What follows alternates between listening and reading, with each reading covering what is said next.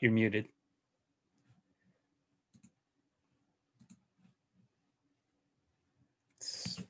Still muted.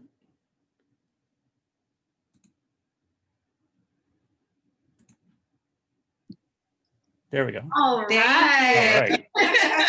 We There you couldn't unmute ourselves. We were confused. Good evening. Thanks for having us. Yes. I'm Johnny Caldwell. And I'm Tanika Reeves. And we are the Cocktail Bandits. Your curly ladies who talk cocktails daily. Yes, and we're located in beautiful and historic Charleston, South Carolina. And we feel so honored to be a part of this program this evening because our story started at CFC.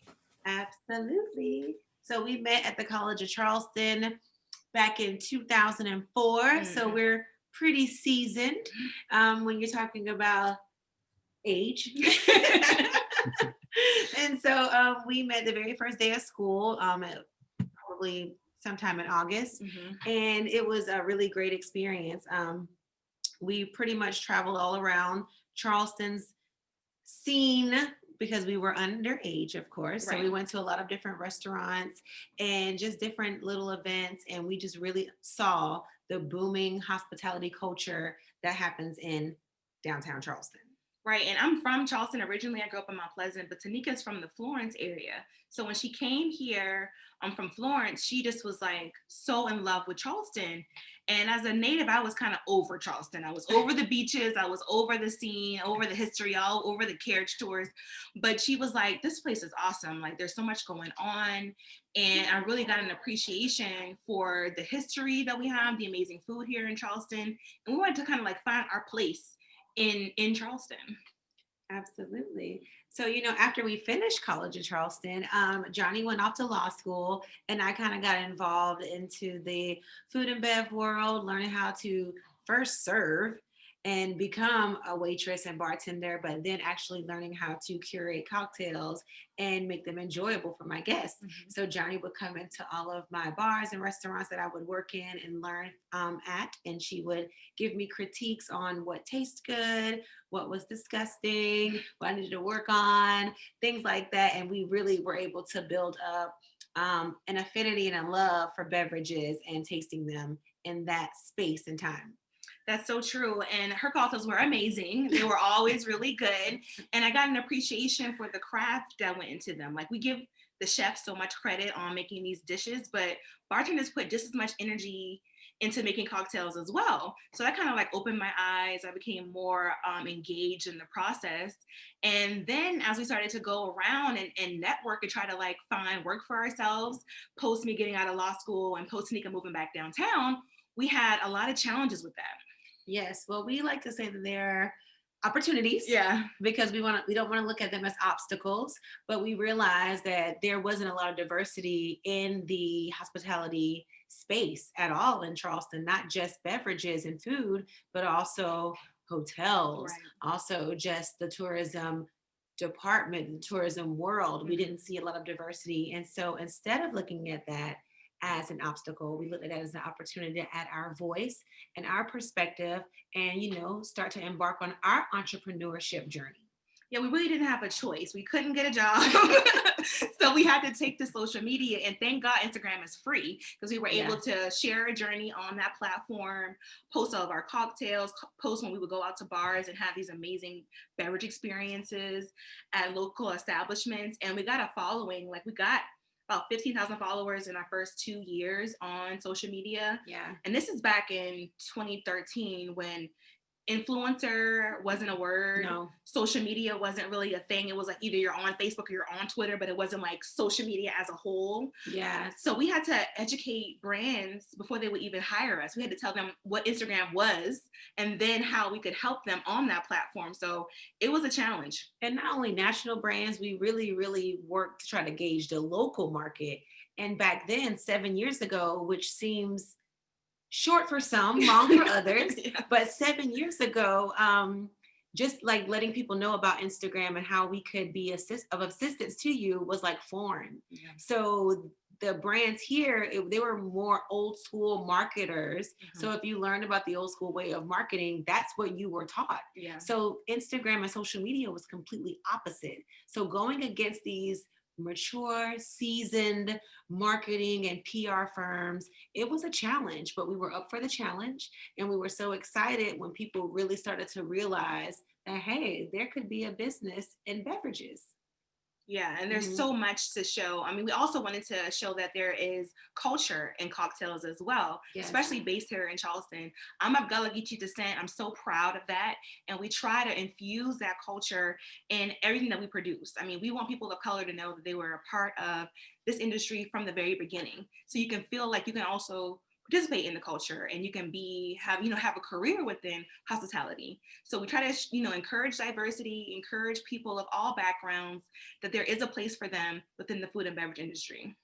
And going back to that, at the College of Charleston, if we knew that there was a hospitality major when we were in school, I mean, that's what we would have been doing instead of politics. Right. That's what we would have been doing, guys. So big ups to everybody at the College of Charleston now who have the opportunity to major in hospitality and tourism. It's a wonderful space to work in. We love serving people. We love the tourism world, traveling and showing people how to enjoy their leisure time. So it's been a blessing. So we really hope that the people at College Charleston, the students, are taking advantage of that major.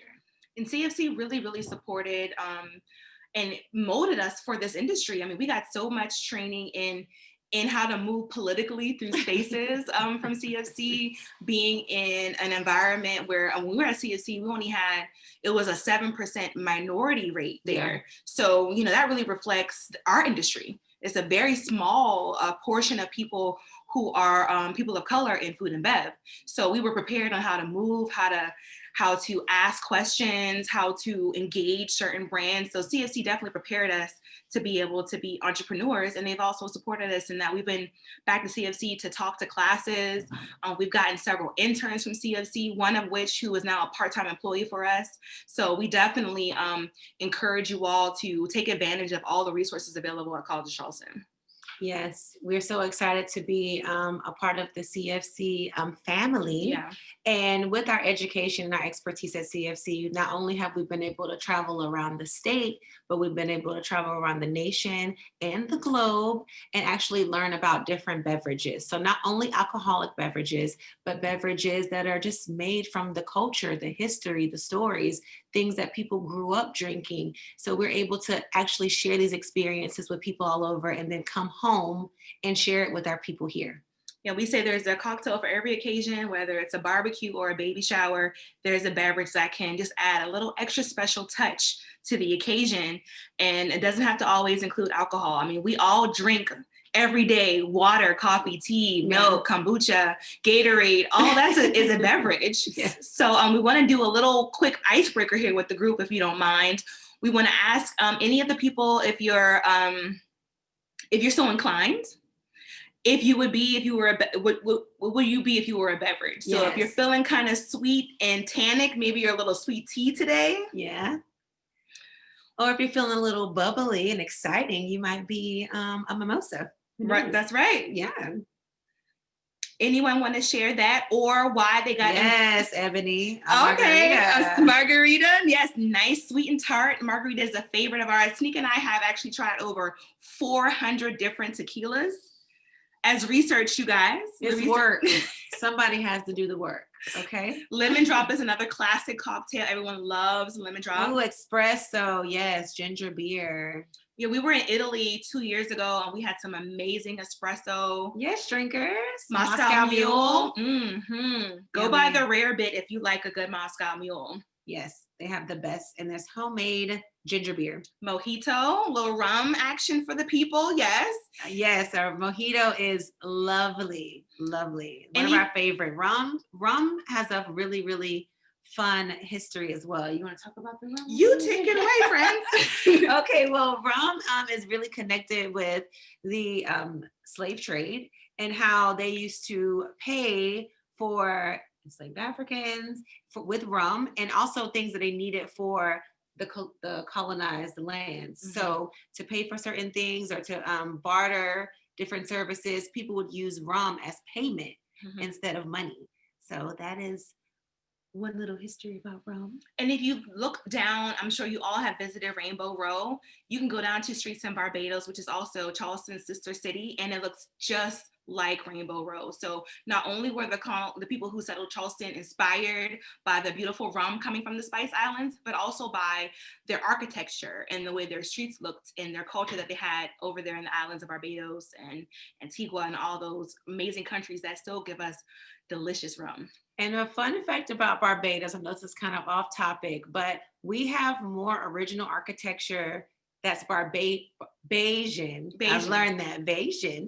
We have more architecture here in Charleston that's Bayesian than actual Barbados. So those Charleston singles, Yes. that is direct descended architecture from Barbados to keep the air flowing through your homes when we didn't have air conditioning back in the day when we were dying of heat in the South in all the southern states. Right, because our climate is so tropical. It's very much like the islands of Grenada. So they got so much influence. I mean, they even went down to those islands. I know again, this is a tangent. And you can hear more about it in our book, Holy Spirit, Charleston's Culture Through Cocktail, when we talk about this in depth.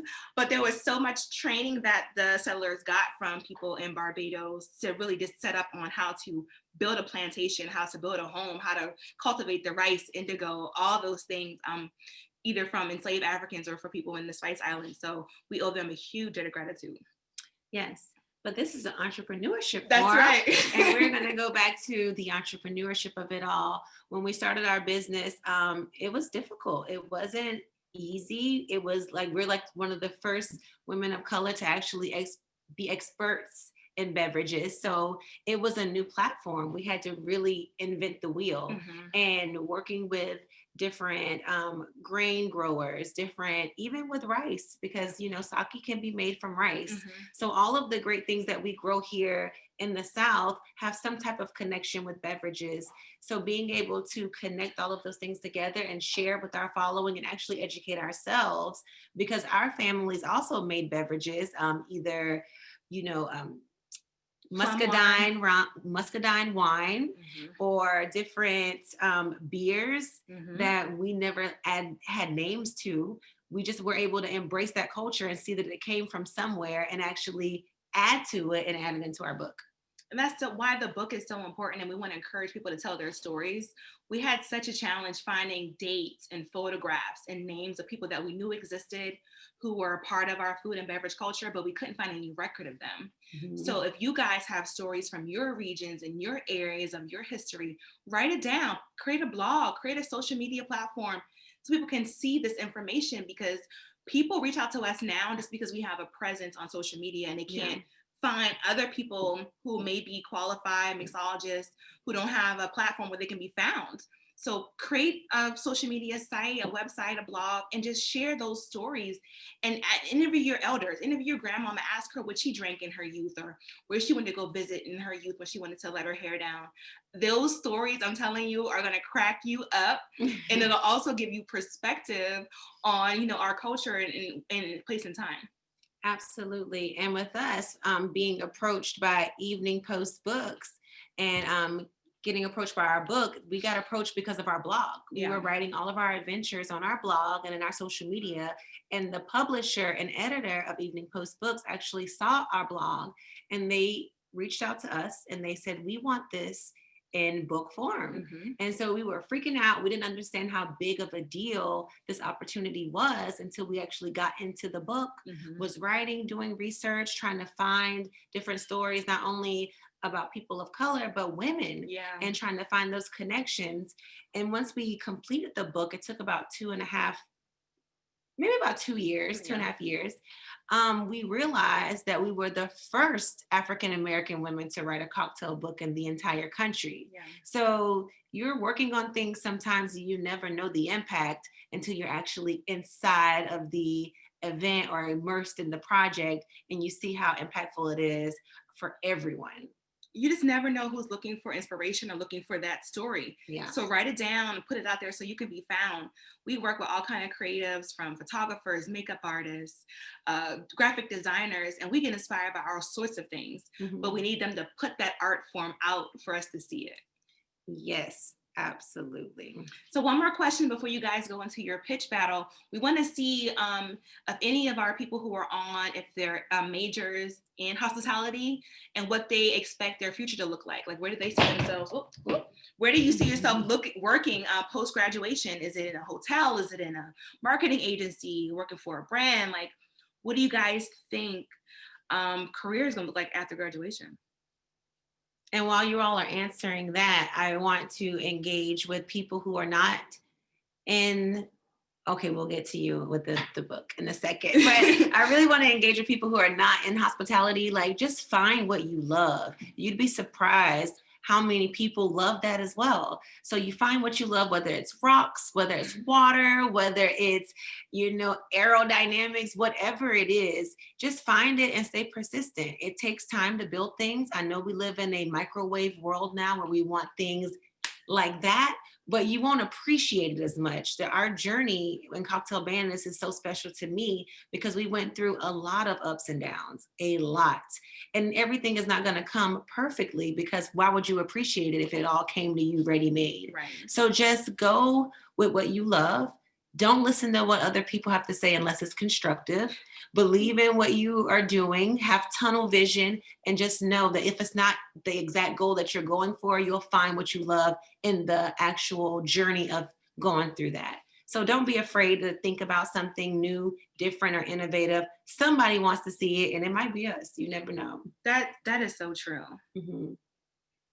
So anybody bought the book, you can get Holy Spirits at Barnes & Noble, Amazon, on our website, cocktailbandits.com, through our publisher, Eden Coast Books. We have office space in Redux Art Gallery, so if you want a signed copy, we can arrange that as well. So we're out and about. We're trying to, maximize our business during this very difficult time during quarantine, and we're getting really creative. So this is perfect timing for you guys to showcase your art. People are tuned in to social media, they're tuned in on their phones, and they're looking for creative content. They're looking for stories to tell. And young people, take advantage of social media. It's not just for fun. You can literally build your business on social media. Like, before you think about posting your friends or some funny meme, think about what you want to convey to the world and actually make your platform your message. Mm-hmm. I know you seem like it's like, oh, I'm so young now, but these things will add up and accumulate to help you become the person that you're going to be in the future. So take it seriously. I'm not saying be so serious, because I'm a fun-loving girl, but I do understand the fact of learning what you like and making it work for you. And also, a fun fact, when we were in college at CSC, we were one of the first people to get Facebook. And Tanika was vehemently opposed to Facebook. She was like, oh, what is this? I'm private. I don't want people to see what I have going on. I was so against social media altogether. Like, it took her like a year to get on social media.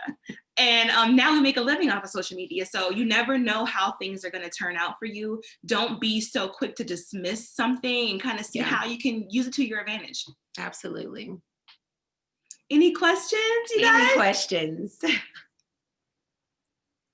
I think we're going to bring on Dr. Dave Wyman to kick off the pitch competition. Thank you both so much. That was great. Well, awesome. So first of all, thank you very much, Johnny and Tanika. You are the very first women ambassadors I've ever met on drinks. So congratulations.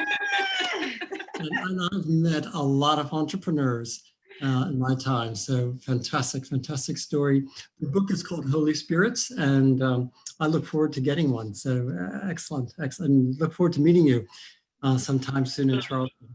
Today, it's my pleasure to first introduce our gender equality pitch.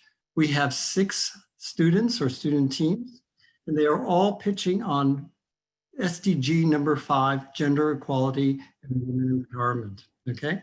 What we've done is we've taken them by random order. So we're going to start off. Each team has a 1 minute to pitch a concept or a policy or product on gender equality. And the one team that we're going to ask everybody afterwards to do a Zoom poll. And the team that wins this will win $1,000, courtesy of the Center for Entrepreneurship in the School of Business. Okay, so by random draw, our very first team to pitch and take notes so you know which one is your favorite. Our very first team to pitch is Shield with Megan Adair, Rachel Dining, and Sarah Sace. So I'm going to put you guys on. Oh, actually, Dave, you've got to do that. I can't do it. You're going to have to make them co-hosts. Yeah. Can everyone see? Yep. Perfect.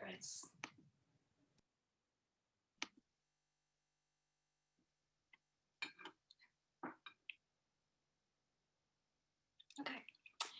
81% of women experience sexual harassment, and because of this, many women worry when they're alone. But what if they weren't alone? Take Jess and her friends here, for instance. They decide to make a group on our Shield app before they go out. For the rest of the night, if anyone needs help, whether that's they getting separated at the bar or walking home alone, the whole group will be notified. For Jess, Shield provides her aid and companionship at the click of a button, whether that's getting in contact with her friends, receiving a fake call, or if it's needed, contacting the police. We're Shield, and we want to give women the tools to be safe while staying social. Our solution is a mobile app that gives our users multiple ways to get out of these awkward encounters. When you're out with friends, Shield gives you real-time updates on your friend's activity. By yourself, Shield still has your back with our Her feature, which we like to call our helpful escape resource, which is our fake calling service powered by our AI assistant, Sheila. You can feel safe and confident knowing that Shield will record all of these calls. Download Shield and remember to be safe and stay social. Thank you. Thank you. Thank you very much, Megan, Rachel, and Sarah. I have a 22-year-old daughter, so I totally understand the concept. Our second candidate tonight is Lauren Durkee with NutriHer. All right, can I go ahead and share my screen with you guys? Dave, you've got to empower her. Oh, I think it worked. Now everybody should have the ability to do the share. All right. Can you guys see that? Yes. All right, just let me get started. All right, so hi, you guys. My name is Lauren Durkee, and the name of my product is NutriHer. As someone that's learned about nutrition on the internet, I know that there's a ton of misinformation out there that can be really detrimental to both your mental and physical health, recommending way too low calorie counts and cleanses and things that will not work. This can be extremely discouraging to young women, making them feel like extremes are their only option. My product is an app and website combination that centralizes accurate information based off real studies, nutrition, and our anatomy, as well as all things fitness, so that young women can learn what they need to learn to meet their goals. And if maybe they need to reassign where they're putting that goalpost for the best of their mental and physical health. What sets my product apart from sites like MyFitnessPal is that after someone tracks their fitness and nutrition for a given amount of time, a real dietitian will go in and give them advice about what they may be doing right or wrong. I believe in everything. Education is key, and this is no exception. Thank you. Thank you, Lauren. This is a great product. It also, I personally could use this, so it's not just for women. It's a great product. Number 3 is Kristen Graham with Money Talks. I'm not sure how to stop sharing my screen. Sorry. All right, there we go.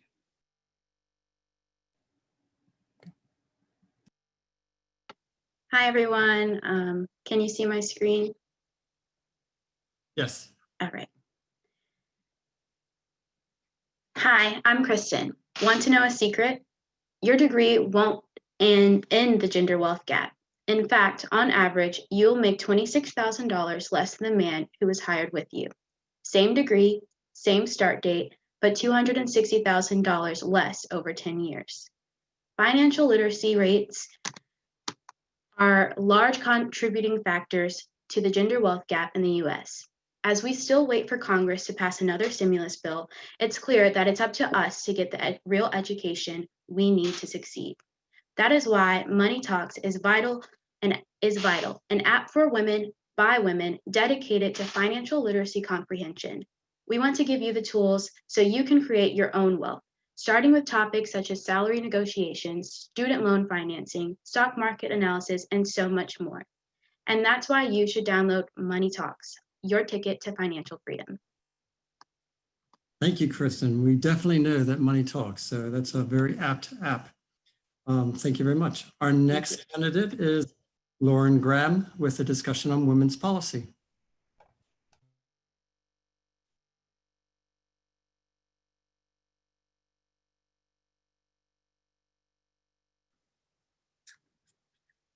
Can you guys see my screen? Yes, we can. Okay, great. So my name is Lauren Kendall Graham, and my pitch is the Board of American Physicians on Abortion Legislation. So pictured here are the 25 Alabama senators who are responsible for one of the most oppressive abortion bills in this country. It criminalizes nearly all forms of abortion in the state, including cases that involve rape.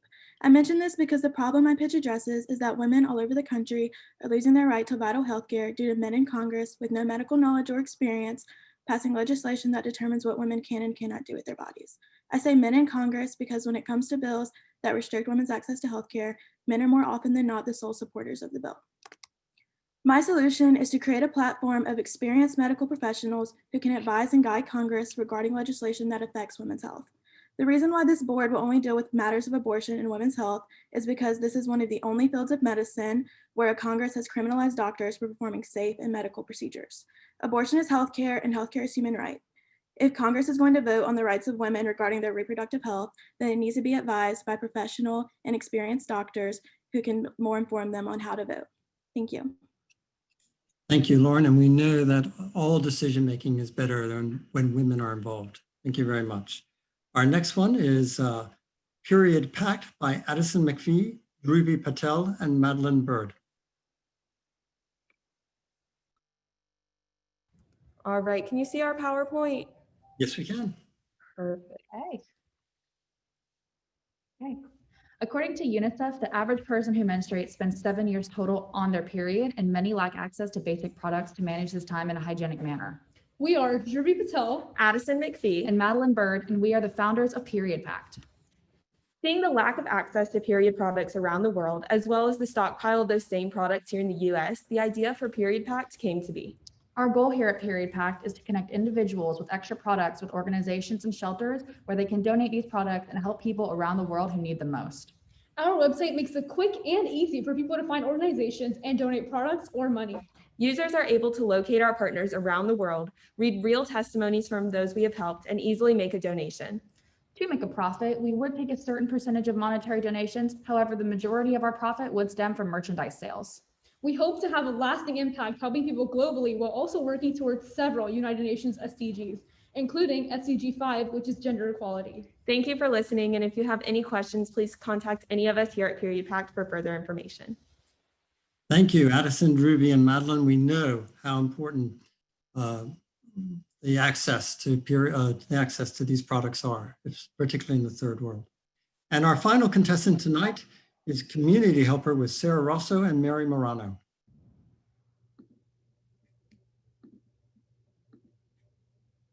All right, can you guys see my screen? Yes, we can. Thank you. We created the community helper. Meet Maria. She's a single mom who lives in El Centro, California. Maria has always struggled balancing her work as a manager at In-N-Out and taking care of her 9 and 13-year-old boys, especially during COVID-19's remote learning. The pressure to find affordable childcare hinders her ability to get a promotion, exacerbates her financial troubles, and causes her stress and guilt. Think about all the Marias in the world. Community Helper connects mothers with retired people, part-time employees, homemakers, and teens who can provide free childcare and already live in the community. Unlike Care.com, our app will be volunteer-based, but volunteers can actually earn gift cards from our sponsors for their time.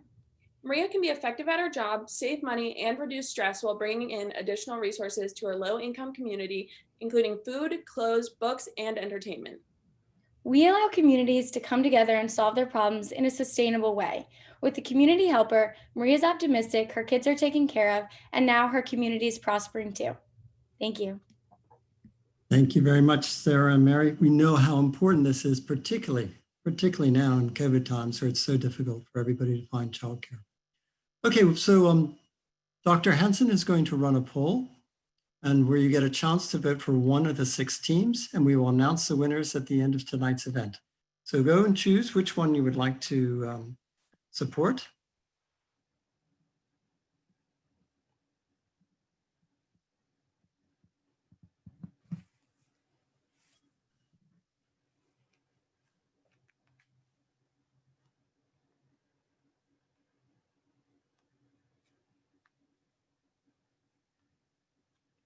Okay, we got about another 10 seconds to go, please.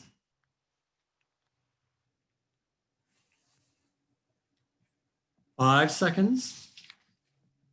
4, 3, 2, 1. And our polling is now done. Thank you very much. We will announce the winner at the very end of tonight. We'll have Dr. Hansen will announce the winner. Thank you very much. So it is now my pleasure to introduce a very special guest. Think about it, in the late 1960s, while America celebrated Woodstock, Jimi Hendrix, and free love, in China, the country was in the throes of the Cultural Revolution. With his parents, who were intellectuals, confined to re-education camps, Andrew Xu was sent to the countryside for 5 years to pick cotton by hand. Now that's what I call hard labor. And some of our students complain about too much homework. He started teaching himself English by studying a calculus book and using a dictionary. Fast forward a few years and he earned a PhD in aerospace engineering at Georgia Tech. Having worked at both NASA and Rolls-Royce, he entered academia in 1997. He exemplifies the faculty scholar model with almost 100 publications. And for the non-academics, I tell you 100 publications is an immense amount. Numerous awards and even an international patent. Before joining the college in May 2019, he was provost for academic affairs at the University of Toledo. He is passionate about diversity, especially about helping women succeed in male-dominated disciplines, such as our own computer engineering program. And he talks with pride about the college's African-American studies. His goal at the College of Charleston is simple: create a national university with an international reputation. It is my pleasure, on behalf of Dave Hansen and the whole team here, to introduce the 23rd president of the College of Charleston today, President Andrew T. Xu. Thank you so much, David, for that kind introduction. I'm so excited and honored to be welcoming you to tonight's second annual Women of Color Entrepreneurs Forum at the College of Charleston. Thank you for joining us. The panelists we have gathered here tonight for you represent not only a wide range of business ventures, but an even wider range of experience. Together, our panelists have seen it all, both the high and the lows. While their individual experiences may be different, there is a thread that connects them all. And that is their drive, their passion, and their resilience as businesswomen. Each woman here tonight overcame tremendous odds on their road to success. It shouldn't be that way. As a society, we still have so much more work to do when it comes to equity regarding race and gender. The success of these women of color and the success of these entrepreneurs should remind all of us that change is possible and that change is happening. I want to thank our panelists for being here and sharing their perspectives and wisdom with us here at the College of Charleston. Before turning it over to our moderator, Professor David Hansen, I want to say just a few words about our entrepreneurship program here at the college. This year, we approved a new strategic plan for the college, a 10-year plan that I hope will position the great institution for the next 250 years of success. While the plan's main pillars focus on what you might expect, that is student success, employee success, and academic distinction, a cross-cutting theme for the entire plan is diversity, equity, and inclusion. Events like tonight help us better realize our goals as an institution and as a community of scholars. I want to personally thank Professor Hansen for all of his hard work in setting up programs like this for our students, faculty, staff, and community, and his tireless dedication to empowering women of color in their entrepreneurial dreams.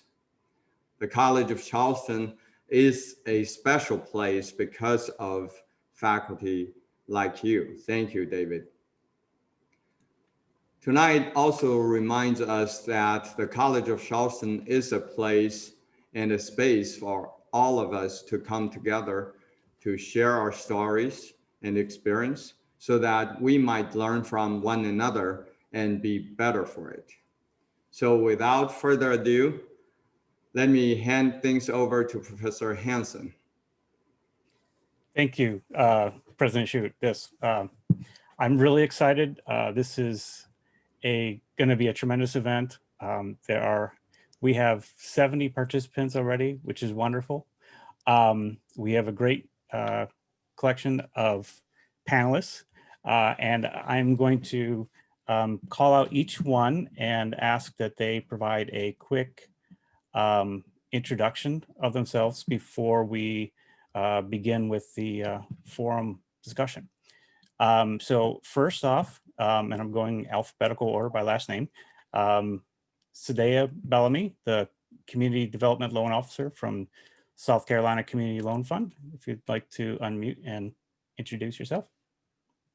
Hi, good evening. I'm Sadea Bellamy. I am the Community Development Financial, I am a loan officer with the South Carolina Community Loan Fund. Basically, my responsibilities are providing assistance and helping applicants through the application process from the origination of the loan up down through the closing process.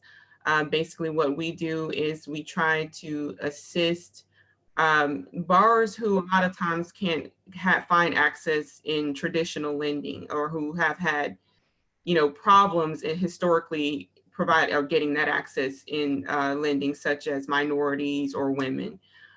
So basically, we have 3 different offices: our Charleston office, our Columbia office, as well as our Spartanburg office. And so I cover the Midlands area, but we do have other offices that take care of the other parts of the regions in South Carolina. All right, well, thank you. Next up, we have Dorothea Bernique, the Executive Director of Increasing Hope and an organizer with the Charleston branch of 1 Million Cups event.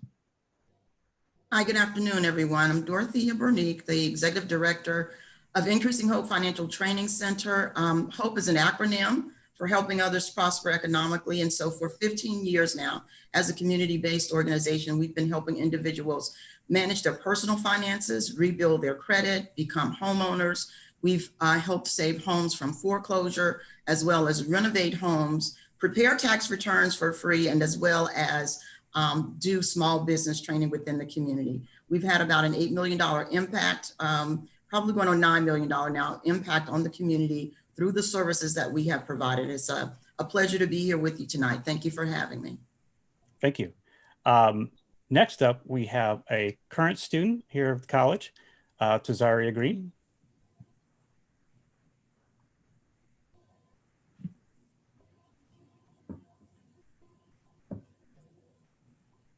Zaria, if you want to unmute.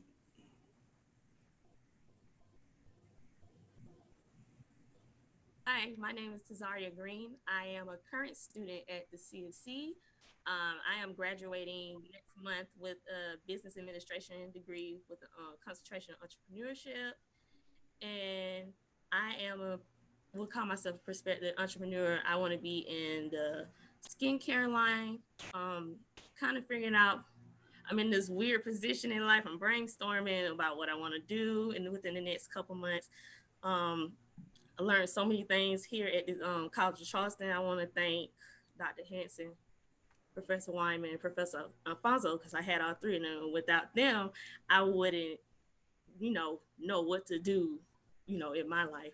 I want to especially thank Dr. Alfonso, because without his tech venture class, I wouldn't know what direction I want to go. So I want to especially thank him. And I'm just glad that, this is my first panel. I'm nervous, but I feel good about this panel. I attended the first one, and it was a pretty good turnout. And yeah, thanks for having me, Dr. Hansen. I'm glad to have you. One of the reasons why I asked you to be a part of the panel is you worked on a project in in my social entrepreneurship class on women of color entrepreneurs. So you provide some of that context from your research, but also help us know what we can do better to help women of color students through entrepreneurship at the college. So thank you. Next up, I want to introduce Amber Johnson, the Equity, Inclusion, and Racial Conciliation Manager for the City of Charleston. Good evening. Thank you, Professor Hinton, for having me here today. I am the Equity, Inclusion, and Racial Conciliation Manager for the City of Charleston. I've been in this position for a little over a year. It was created out of the city's apology for slavery. Our biggest project that we're working on right now is the Special Commission on Equity, Inclusion, and Racial Conciliation, which is made up of 6 council members and 7 community members. We've been looking at 7 different focus areas throughout the city to help bring equity to the city of Charleston. So I'm really excited to be here with you all tonight to have this discussion. Thanks again for having me. Thank you. And now I'd like to introduce my friend, which I haven't seen in a while, Norris Kruger. He has many titles, so I think I listed here, he is the eShip Ecosystem Champion through the Kaufman Foundation. Both look better with beards. So COVID hasn't been a complete disaster. Hi, Dr. Norris Kruger. I am an ecosystem builder here in Boise, Idaho. I am involved with the Ewing Marion Kaufman Foundation's eShip initiative to promote ecosystem building, and topics like we have on the table today are of critical importance and have been for a long time for the Kaufman Foundation. I have a research hat. I'm doing focusing on ecosystems, and one of the things that comes up in this arena is what are the signals that the ecosystem is giving, both intentional and non-intentional, and what are both tangible and intangible others. We've learned a lot on the scholarly side. We've learned a lot on the practitioner side through Kaufman and other efforts. But most of all, I'm happy to share that. Most of all, I'm here to learn and from all of you. This is, to me, a golden opportunity to get some new insights that I can take back to Kaufman and that I can take to the scholarly world. Thanks, and I hope that with all the experience you have, you're going to have plenty of insights. And I promise no Venn diagrams unless you ask. Inside joke there. Yeah. All right. Next, I would like to welcome Joanna Lau, founder and CEO of Lau Technologies and member of the School of Business Board of Governors. Hi, everybody. Good evening. So thank you for having me here. I'm kind of a serial entrepreneur. I founded 4 companies. A couple of them are management buyout. One of them, it's a startup where we took it public, which has to do with facial recognition technologies, and it incorporated in all the driver license. So I'm an immigrant. I came here from Hong Kong, and I am thrilled to participate, mainly because I really believe that women bring a lot of value to the community and businesses. That was the reason why I joined the board of College of Charleston, and I put together a Women for Women Summit this year. Some of you may have been there, and it was quite successful. And the purpose is to celebrate women, elevate women, create connections, and share our insights. So I'm looking forward to the discussion tonight. Great, thank you. Next up, and I don't see her in the list, but we have Diana Salient, founder and CEO of Salient Language Consulting, a board member of the YWCA in Greater Charleston, and a board member of the College of Charleston Department of Hispanic Studies. Are you here, Diana? I don't see you on the list, but you might be under a different name.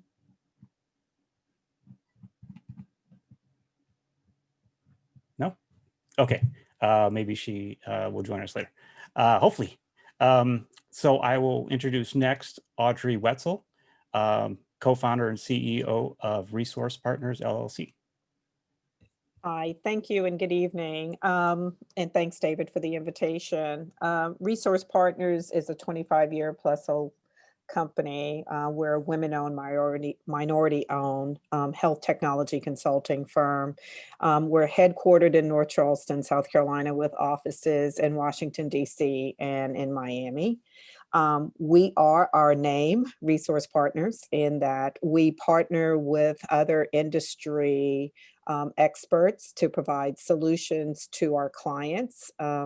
And those solutions are primarily grounded in health technology solutions, whether it's to community-based organizations, health systems, or just individuals needing tools to do and serve the populations that they see.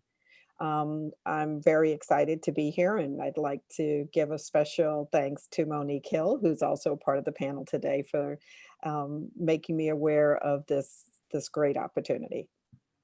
Thank you. And speaking of Monique Hill, I want to introduce her now. I saved her for last because she is the co-host. She's been working with me. I've been working with her, putting this together. It's been a great experience. And so let's welcome Monique Hill, founder of About Her Business and co-host of this event. Thank you. Thank you for the introduction, and also thank you for including About Her Business in this very important conversation and event. One of the things that I move forward in general and in business is the power of collaboration. So About Her Business, it was created and exists solely to help women entrepreneurs, specifically women of color, leverage collaborative community and opportunities.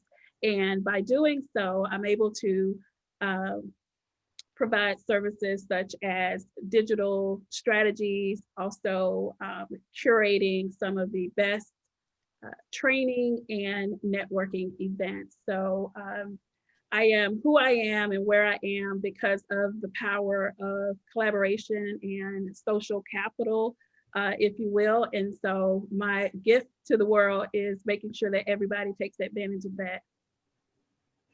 Thanks. So the plan for tonight is that we're going to address the question, how can we help foster the growth of women of color entrepreneurs in the Lowcountry or even the whole state of South Carolina? We're dividing this up into 3 parts following the themes from Global Entrepreneurship Week. We have education, ecosystems, and policy.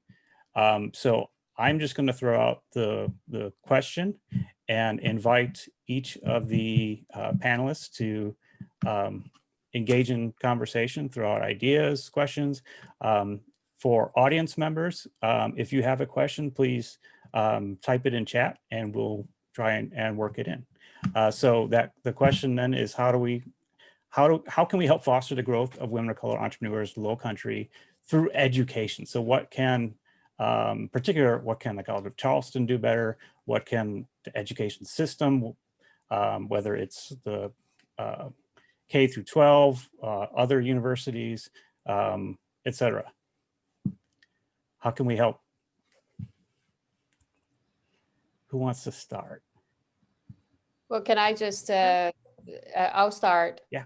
I took the opportunity to take a look at Ms. Green's report. So very proud of her representing the college for the competition. And when I look at her report, I think she really touched on 3 very, very important things from some of her slides. So I did my homework. The education part, as well as the policy and the ecosystem, it really tie to each other. There's no one single unit that could do it by itself. So I always believe in order to have any kind of success, is to help people accountable, right? But how do you hold people accountable? It's the number. Okay, so if you want success, first we must present the current number. What's in it? So the number, certainly it's not exciting. Otherwise, we wouldn't be having this kind of conversation. So I think bringing number one is to bring awareness. To bring awareness is to show the number. And then once you show the number, then is to hold, if this is a policy issue, then the state, as some of my panelists here have impact to the states and the government, it's to how do we show those numbers to hold the government accountable, set up certain percentage of company or funding should go to women of color. Okay, so you have to hold that to a percentage where you have the goalpost that where people commit to do that. And then with that, we have to provide the pipeline, which is a pipeline of women of color who is prepared to be entrepreneurs. So there is steps to get there. So it's not that I have a policy, but we don't have a pipeline of women. That always became the excuse of why we're not giving more money to the women with, color. So we need to have the policy to hold people accountable. We have to have build a pipeline to get people to that finish line so that, you couldn't use that as an excuse. And the third thing I think is the most important thing is how do you create this, the ecosystem of this networking. As one of the panelists here, I think it's, oh gosh, about her business, Monique. I mean, she is doing it. She is trying to, I love her quote saying that she talked about going to networking. It was like, what a waste of time, because what is networking? People have to understand, we have to understand that when we show up for a purpose and we want to walk away not empty hand. So I'll stop there.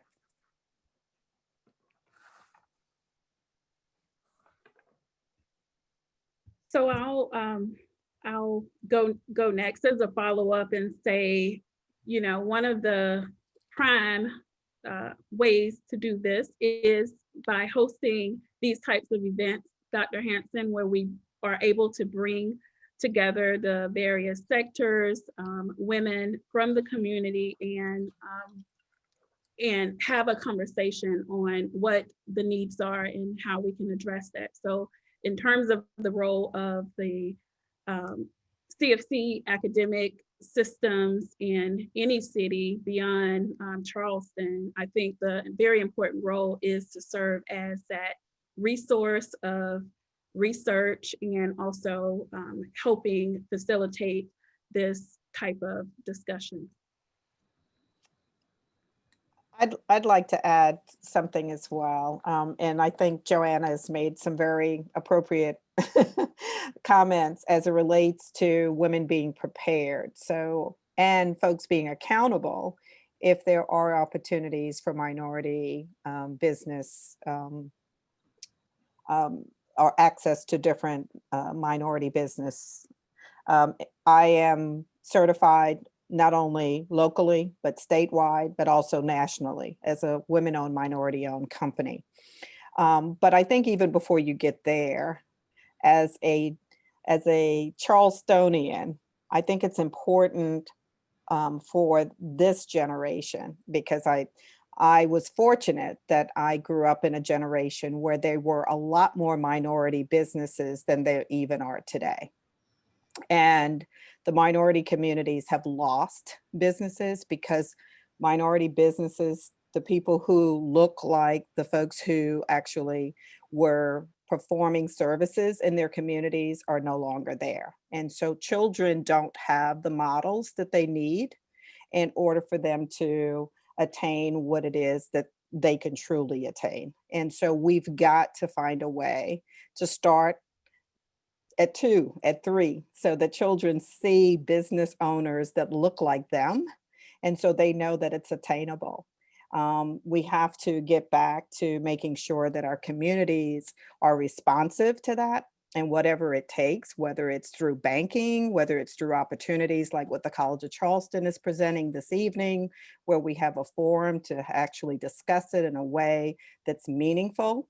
I think those are critical, because if we wait until folks are about to graduate from the College of Charleston, a lot of the opportunities won't be there. The ability for Ms. Green to go into, if she chooses to, work in a minority-owned business is not going to be there for her, or she may have to go outside of Charleston in order to have that opportunity.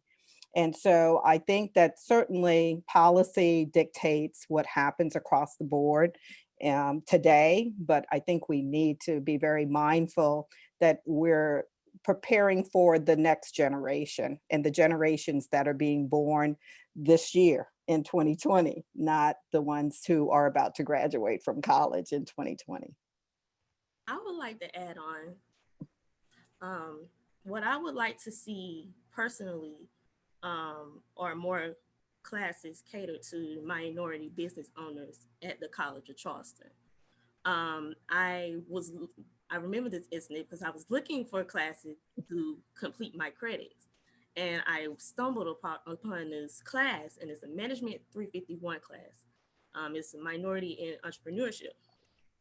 And I had contacted the department chair of management, and she simply said that there's nobody to teach this particular class.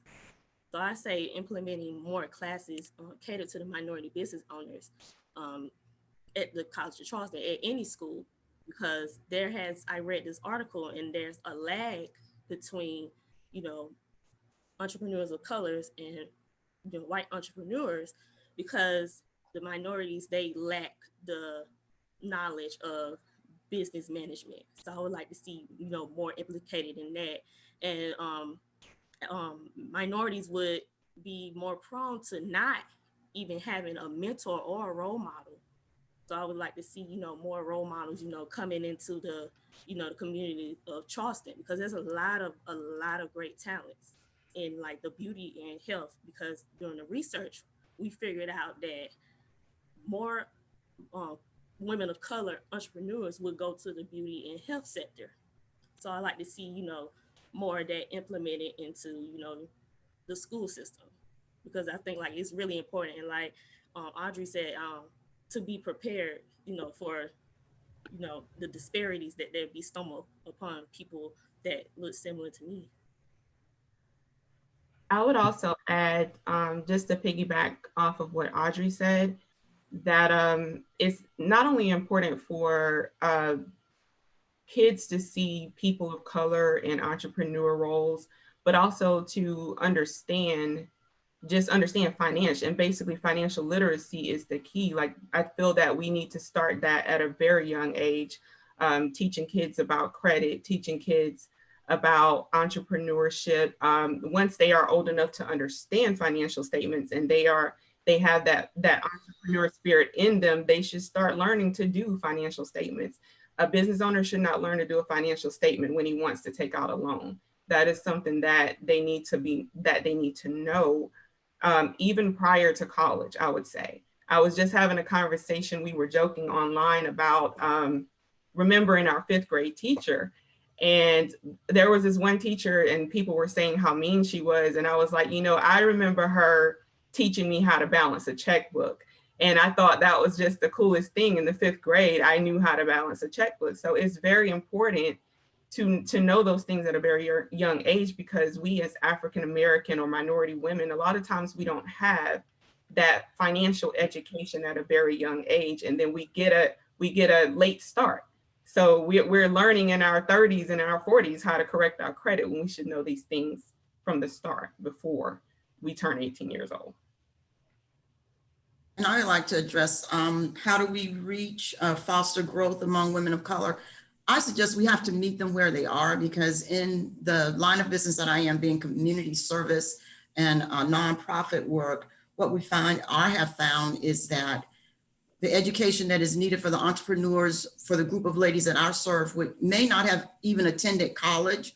at all, or their level is technical college, whereby they are the massage therapists, they're the nail technicians. You know, you want to include males, the barbers, but they need to have entrepreneurship integrated into the technical trainings that they are receiving for the skill sets that they want to manage businesses or have businesses in. And also, as Sadia said, pull in the financial education, the money management. And so many times they will leave school with the skill set, but not the knowledge of how to become that independent business owner for that particular business. And so along the policy lines, for me in the community service area, because I am a nonprofit, I cannot receive a women-owned minority status. I cannot receive a veteran-owned minority status as a veteran. I think these are some of the policies that need to be addressed in the area of entrepreneurship for small business owners, because many women of color love serving their community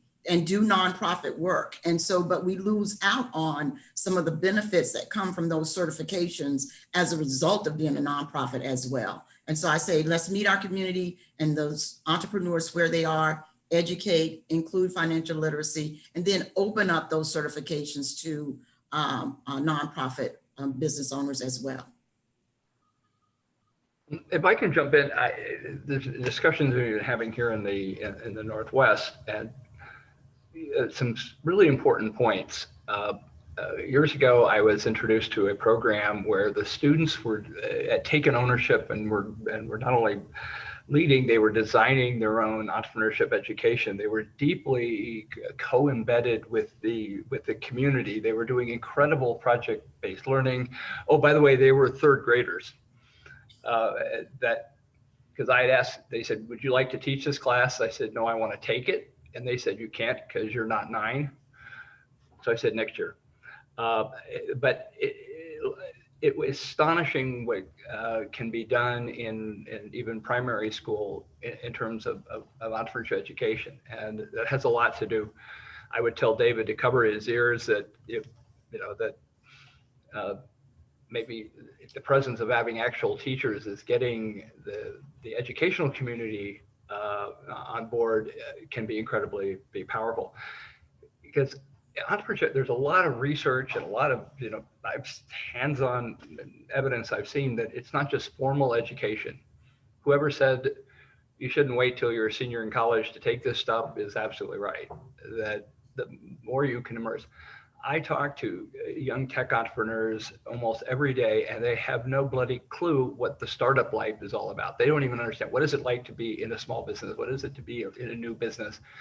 There's a lot of tacit knowledge they don't get. So something where, if this is an opportunity to put the College of Charleston to work, give them some more to do in their copious free time, is to be thinking about how do we do a better job of reaching out into the high school, the junior high, even the grade schools. There's probably, does COC have an education school, David? Yes, we do. Oh, good. Yeah. They'll teach you how to teach. And also there's money out there to support this sort of thing, just saying. But informal, in a lot of European countries are finding they might have an entrepreneurship class, but it's the entrepreneurship club that is doing most of the damage in terms of having impact on how they think, how they behave, and what their skills are. So the more that you can encourage that and let them run things is I think truly important. And what would it take to have kind of an apprenticeship? Before I ever started a business, I really wish I could have gone and hung out with a startup and found out what insane things I was getting into. There's a lot that is counterintuitive. The knowing how to balance your checkbook. There are a lot of millennials out there who don't know how to do that because they do it online. But financial literacy is absolutely imperative. There's a guy up in Atlanta who's gone national, but named John Hope Bryant. Any of you know that guy? He's made a career out of pushing. How do we help? Everybody needs greater financial literacy. And I would just tell him he's a great guy. It's worth checking out. But David, I would suggest, that there are lots of things to do. There used to be this old Small Business Institute program. The SBA would pay business schools to have students do projects in local businesses.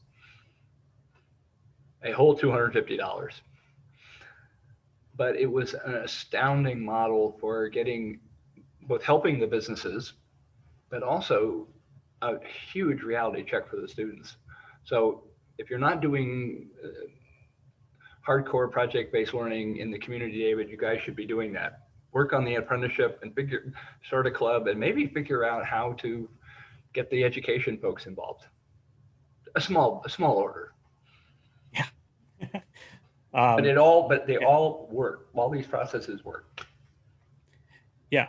Well, that kind of brings us to sort of the next topic, which is ecosystems and bringing all of these different parts together. So I guess with this question, it's more, how can we build better ecosystems around Charleston to help women of color entrepreneurs? Well, I'll start us off with that one, I guess. I'm excited to hear everybody really hone in on the need for the financial literacy. The wording used now is financial capacity, building our capacity to understand financials, whether it be from the business side or the personal side. And from the time that I started Increasing Hope, my goal was to create a one-stop shop where individuals could come and receive various services for financial education, money management, whether it be becoming a homeowner, credit, doing your taxes. And we have successfully done that, I believe. The next step in the area that we're expanding into now is creating that ecosystem, or bringing under our umbrella that ecosystem for the small business owner or the entrepreneur. And so I'm a part of a collaborative that is doing a build out of a building that will host what will be called the Opportunity Center. Inside of that will be a small business incubator, and entrepreneurship services and trainings will be added to what we currently do. Once again, bringing all of that together under one umbrella where the entrepreneur can come in, not only learn about entrepreneurship, how to start a business, get coaching and mentoring, but also make sure that they understand both the personal financial aspect of running a business and the business aspect, the financials and all of that. And so I'm very excited to be a part of that project and being able to bring that to the Charleston area. I think being able to have one place that people can go to have their needs met is valuable to those, especially that they're starting out. You're not running all over town, going here and going there. And our services are focused on individuals of color, run by a person of color who's been there, done that. And so I think it's going to be an ideal place, an ideal ecosystem for the North Charleston area. So we're very excited about that.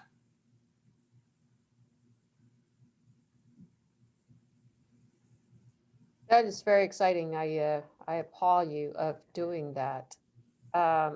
So what are the thing I'm trying to do with College of Charleston is to put together a Women Leadership Initiative Center.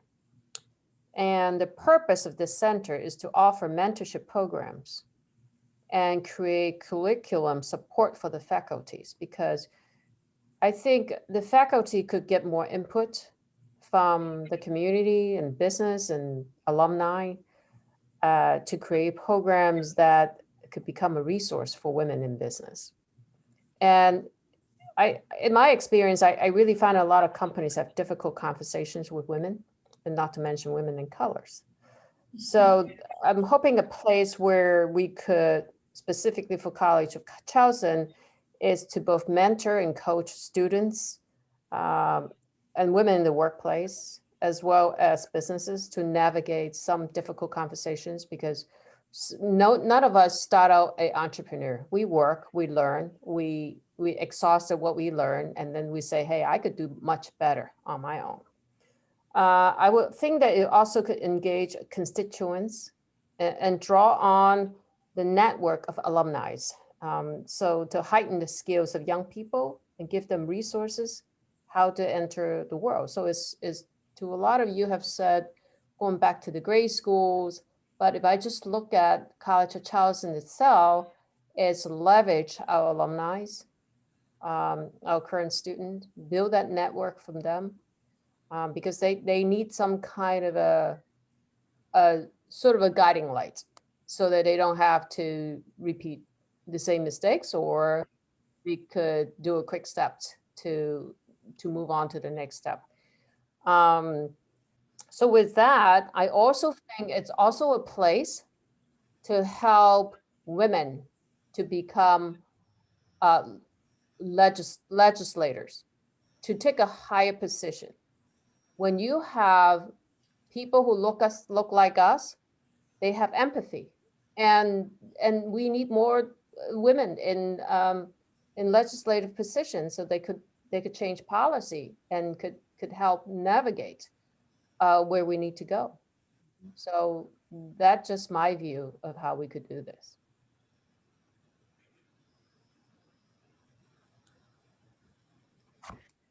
I'll comment on that also, because one of the things that I am very inspired by in Charleston, and also just hearing this conversation of some of the things that are taking place that we don't always know. And so the fact that we're moving towards breaking down a lot of these silos, whereas the work has been in progress, but bringing all of that together. So to hear that in North Charleston, something like that is actually coming together, that's going to help support our women of color or entrepreneurs of color in general, is very exciting. I would like to see that replicated in the city of Charleston. And I think that is one of the things I would like to hear more from our local municipality in terms of what we're doing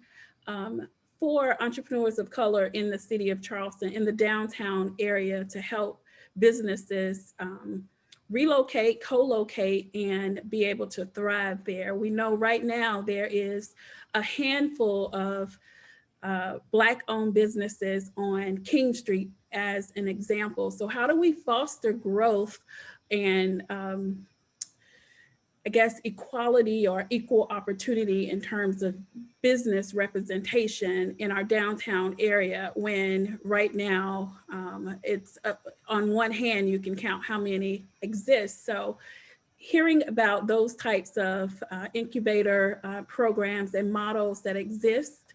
I know it's pretty new to North Charleston, but there are some cities that are doing some really innovative work along those lines, such as the district, so DC.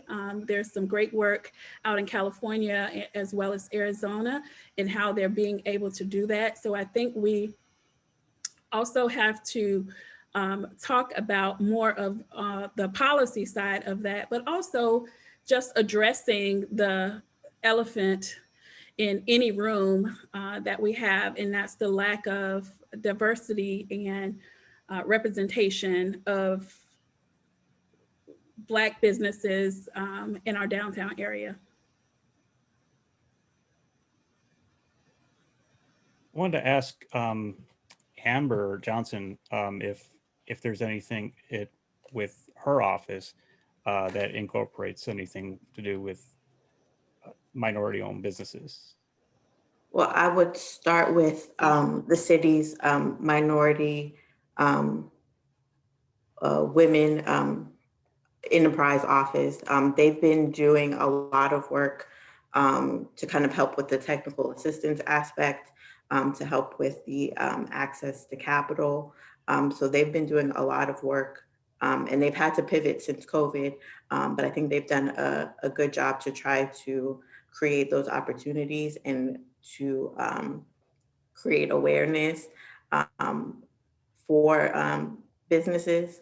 I think with my office specifically, the Special Commission on Equity and Inclusion, we have a subcommittee that's focused on economic empowerment, and they've been talking about the things that you talked about, Monique, about how do we support Black businesses?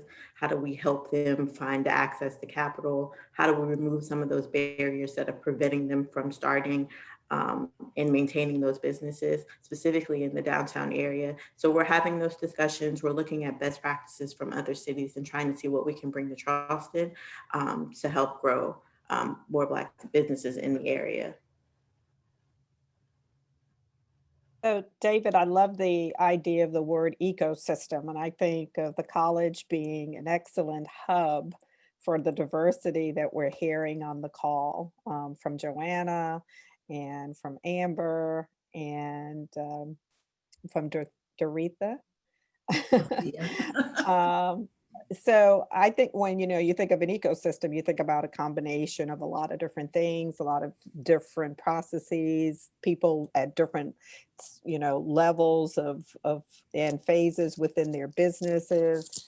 I think it's important to bring folks in who are the decision makers so that they get to know who those folks are who are making things happen in their community. And I find that to be, it's almost like a divide and conquer is what I find over the 25 plus years of being a serial entrepreneur, because I own several different companies. In that, oftentimes it's, small communities, particularly Charleston, they have ways in which they have their, communities that are exclusive.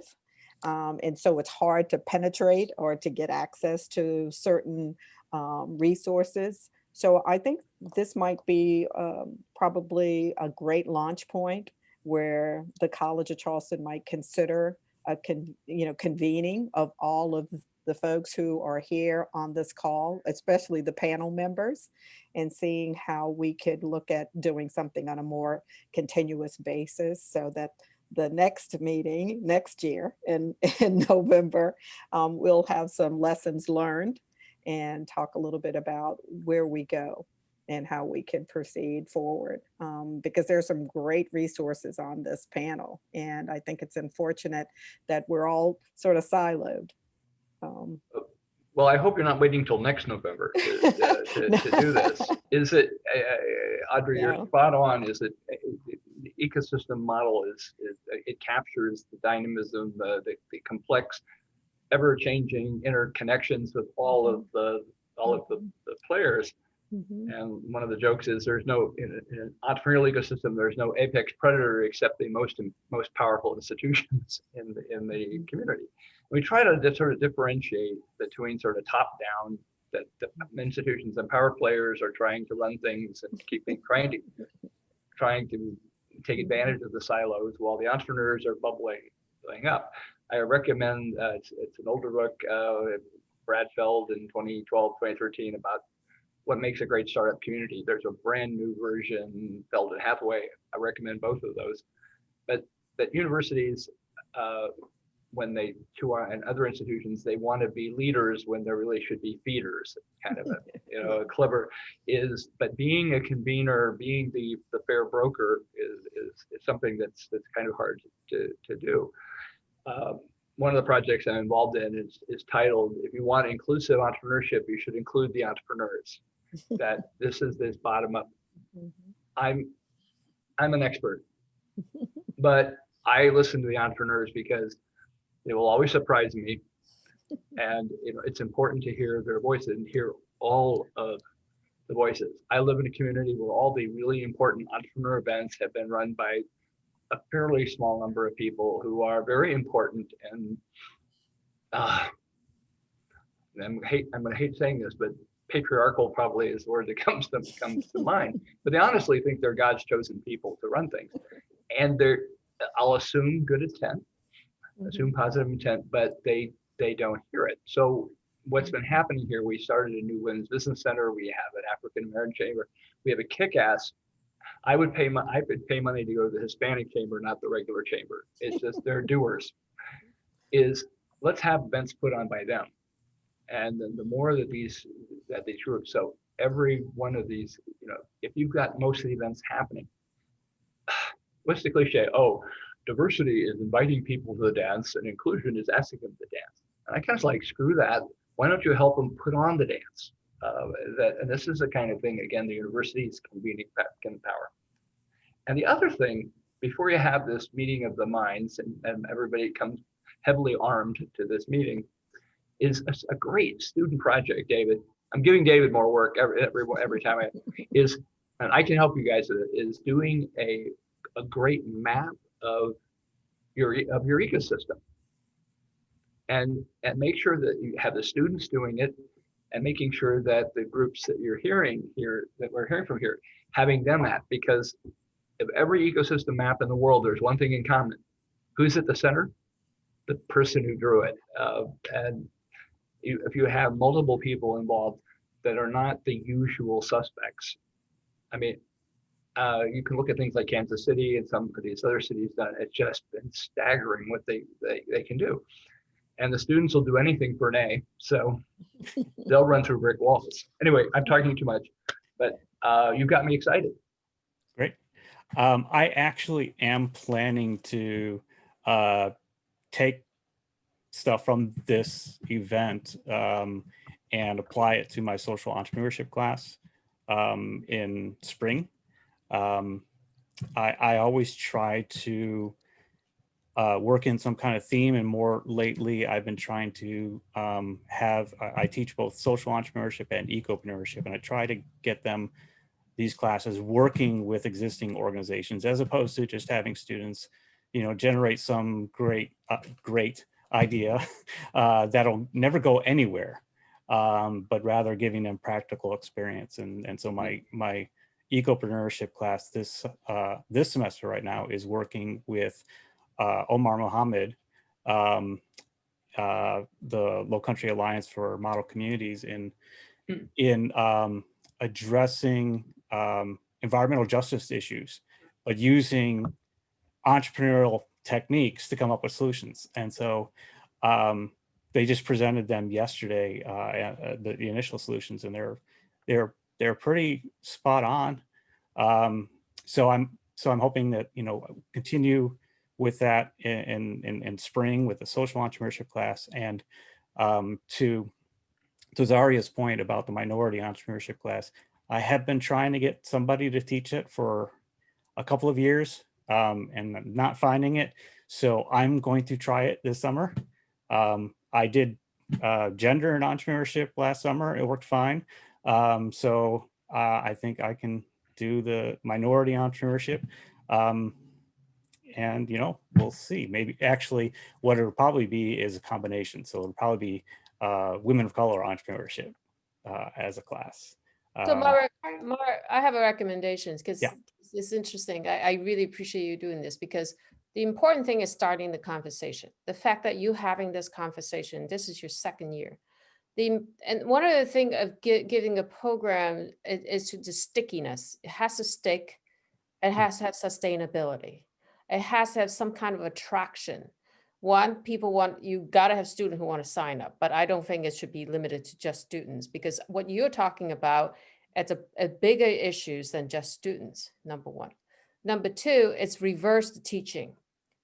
To teach is to learn. So in a way, is to bring in people to come in and teach that class for you by bringing in this panel of women, to each one of them to come in and teach in the panel style, but have a take-home value and a homework for them, which I really appreciate, that the 6 1-minute elevator speech, because when people start thinking too long, you lose them because they're not paying attention, right?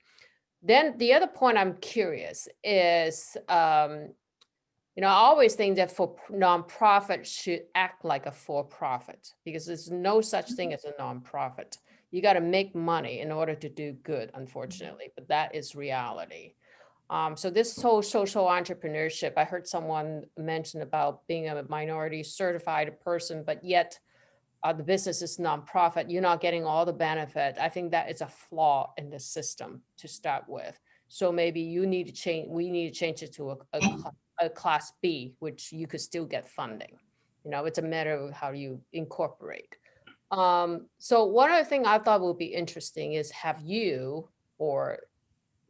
is there any of those entrepreneurs out there existed that could inspire people to think more about the entrepreneurship, the social entrepreneurship, the eco entrepreneurship that you're talking about, because I think the best coach or mentor, it's to say, wow, this person have done it. It doesn't have to be a person. I mean, today with this pandemic, the benefit is they don't have to travel and you don't have to pay them, which is great, and it work out with the timing. And I think here, because data is one thing, but story goes a lot further, and story could inspire people. Yeah, that's how I did the gender class last summer. Is I lined up, I think it was 9 speakers, including Monique as one of the speakers. And so they came from small business, big business, academics, and policy, basically like today, but it was over, a month long.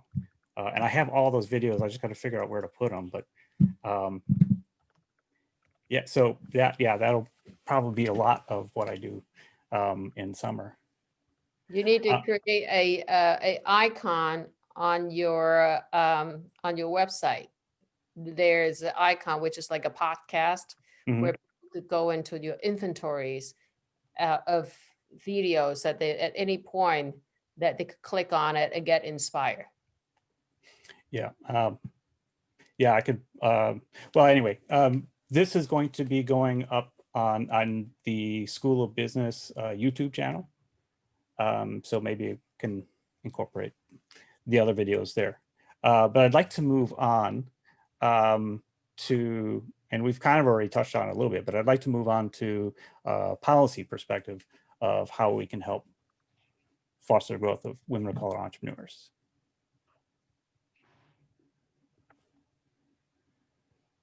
Well, I'll take the easy one. Is what Dorothea said.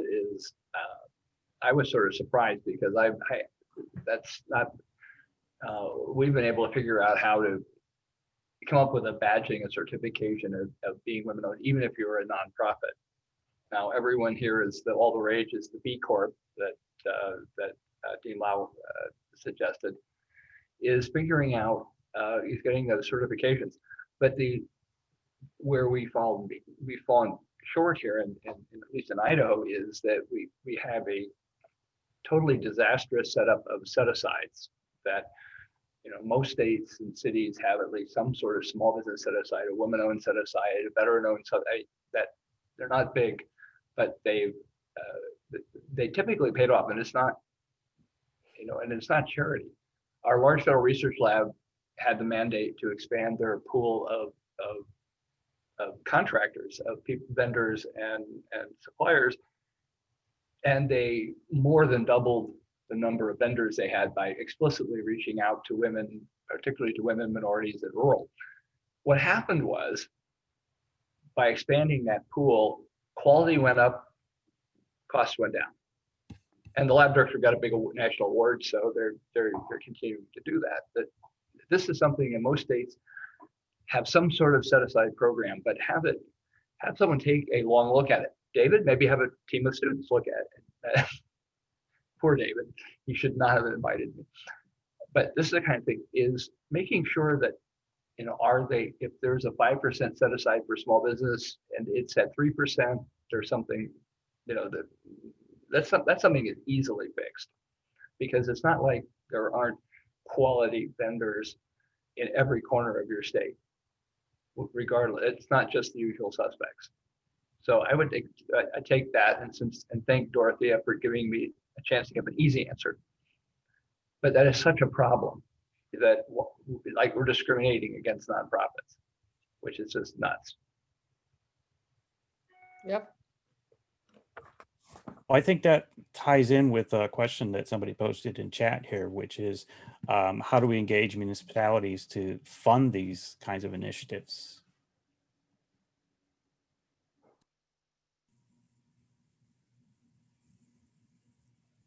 I'll add that I think the saying goes that the squeaky wheel gets the grease.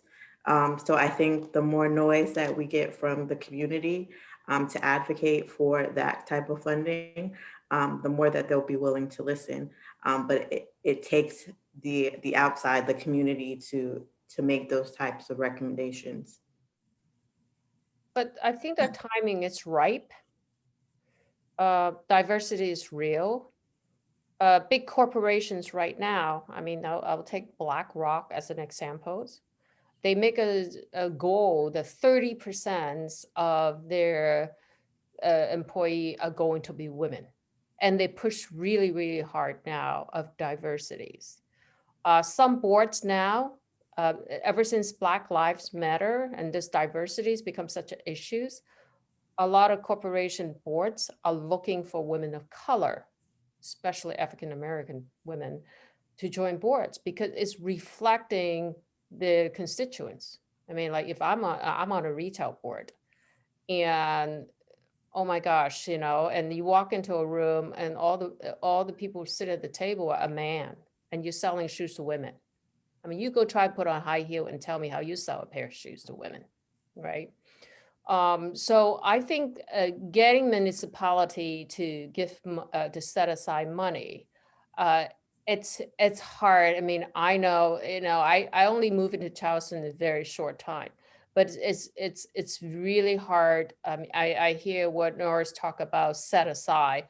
When I was in defense business, I went after the set aside. I went after the mentor protege program. I get certified with SBA. I did everything that I can to get funding, to you know, all the noise you make, it really have to get people to pass the bills. I sometimes found it's easier to get foundation money. And the cheapest way for me, honestly, when I started my business was a bank loan. Is to borrow money from the bank. That was the cheapest way for me to start a business back then. I don't know if it's the same here. This time we have a banker on the panel. But you know, to get municipality to set aside money, I don't even know how much money they set aside for women, not to mention of women of color. It's hard.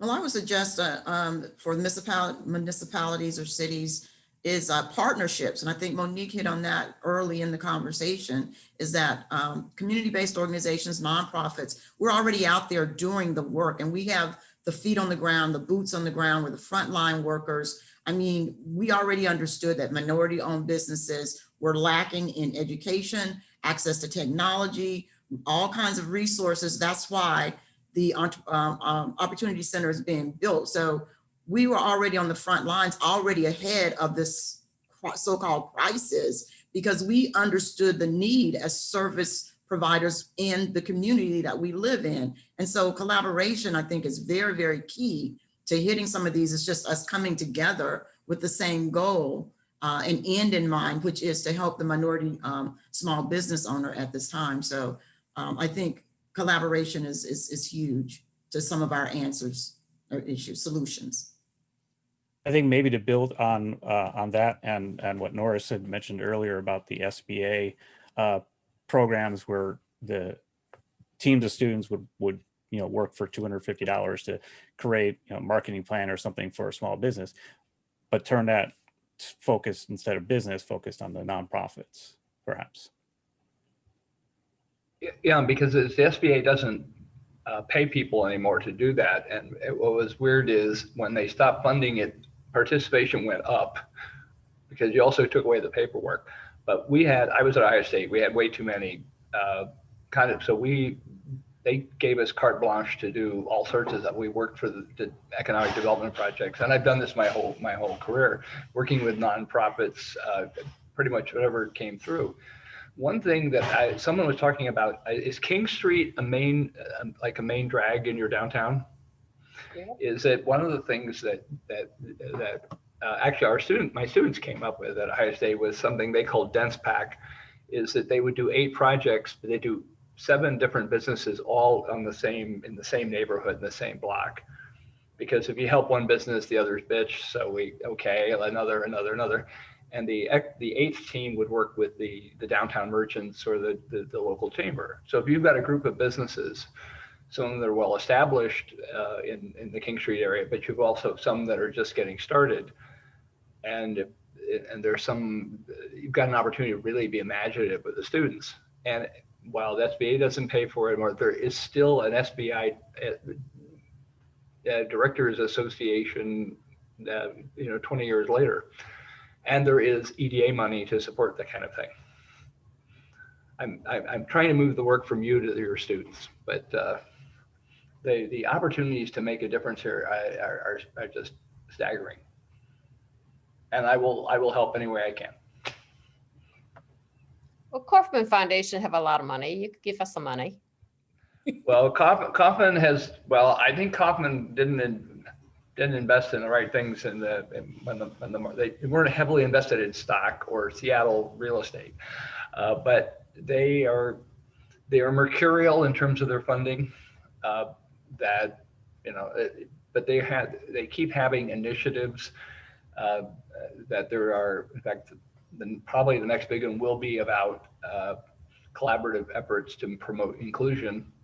I have no idea when that's going to come out, but when they make an RFP, you call her and I can see what my spies can find out. I know that the Gay Foundation have money set aside for this. There's a lot of money, a lot of places they just don't do a good job of advertising it, and the people who are getting it don't advertise they are getting it.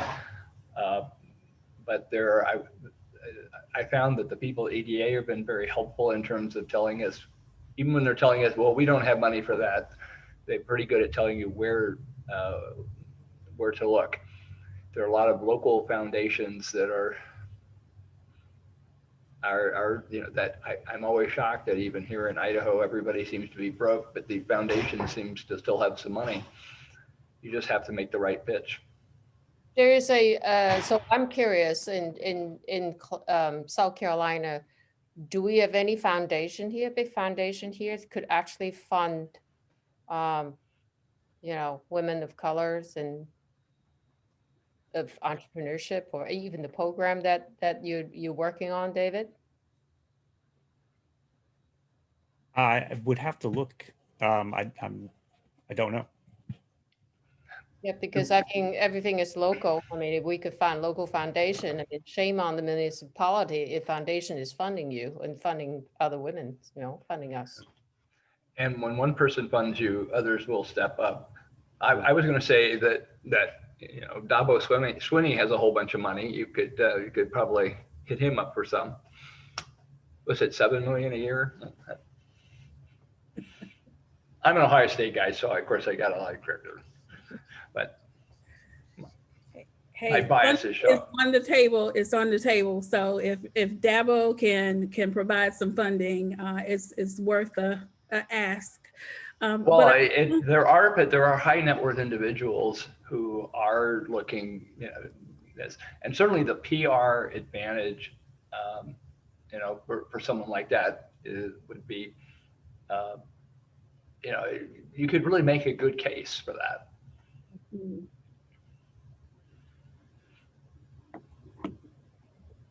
Oh, my colleague Kelly Shaver just mentioned that Blackbound has a foundation, and they're right here. Right. Well, you know what, foundations or a municipality, the important thing is to ask. What are you asking, and how do you ask?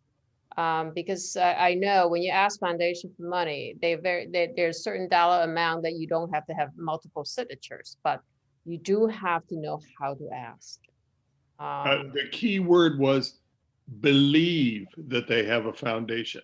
That needs to be checked.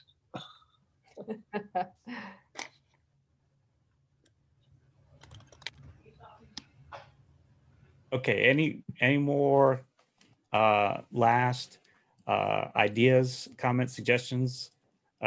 Just got a couple minutes left before we announce the pitch winner.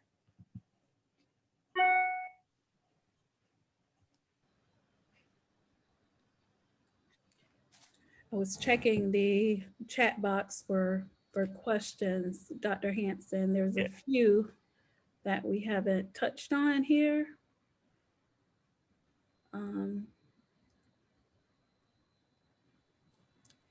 So it looks like, why do companies not want to advertise that they are receiving funds? I guess that's speaking to Dr. Lau, your mentioning of these organizations having the funding, maybe not being as transparent.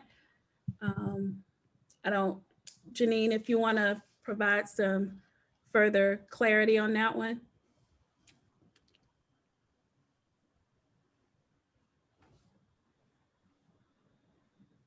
I just like looked up my little lotion bottle, and you know how like they have like cruelty free, and just it's something that you're more of something that you're proud of, I guess. You know, it's like if you're receiving these funds, it's because a company, you know, the company believes in you, or you're doing something that's benefiting the community. So it's like, is there some way to have the funds as more of a, look, this is what we support and this is how we're helping the community, not necessarily like not being transparent. Are you talking about company or the recipients or the giver? The recipients. Well, it's interesting because you know what, I'm thinking from a giver standpoint, like people who have foundation give out money and funding. There's a big push of it because there's such thing called ESG, which is the economic, social, and governance that everybody is moving into right now. Is doing good for the community and community inclusivities. So they would use every single opportunity to put on their website how much money they give out, who they give it to. Now, as a receiver of the people, there are multiple reasons of not promoting it. One, they're not allowed. Maybe the givers say don't disclose. Number one. Number two, it costs money to advertise, and you know, and they're also afraid that maybe it's a one-time only. If it's not sustainable, you can say where you got your money from. Thank you.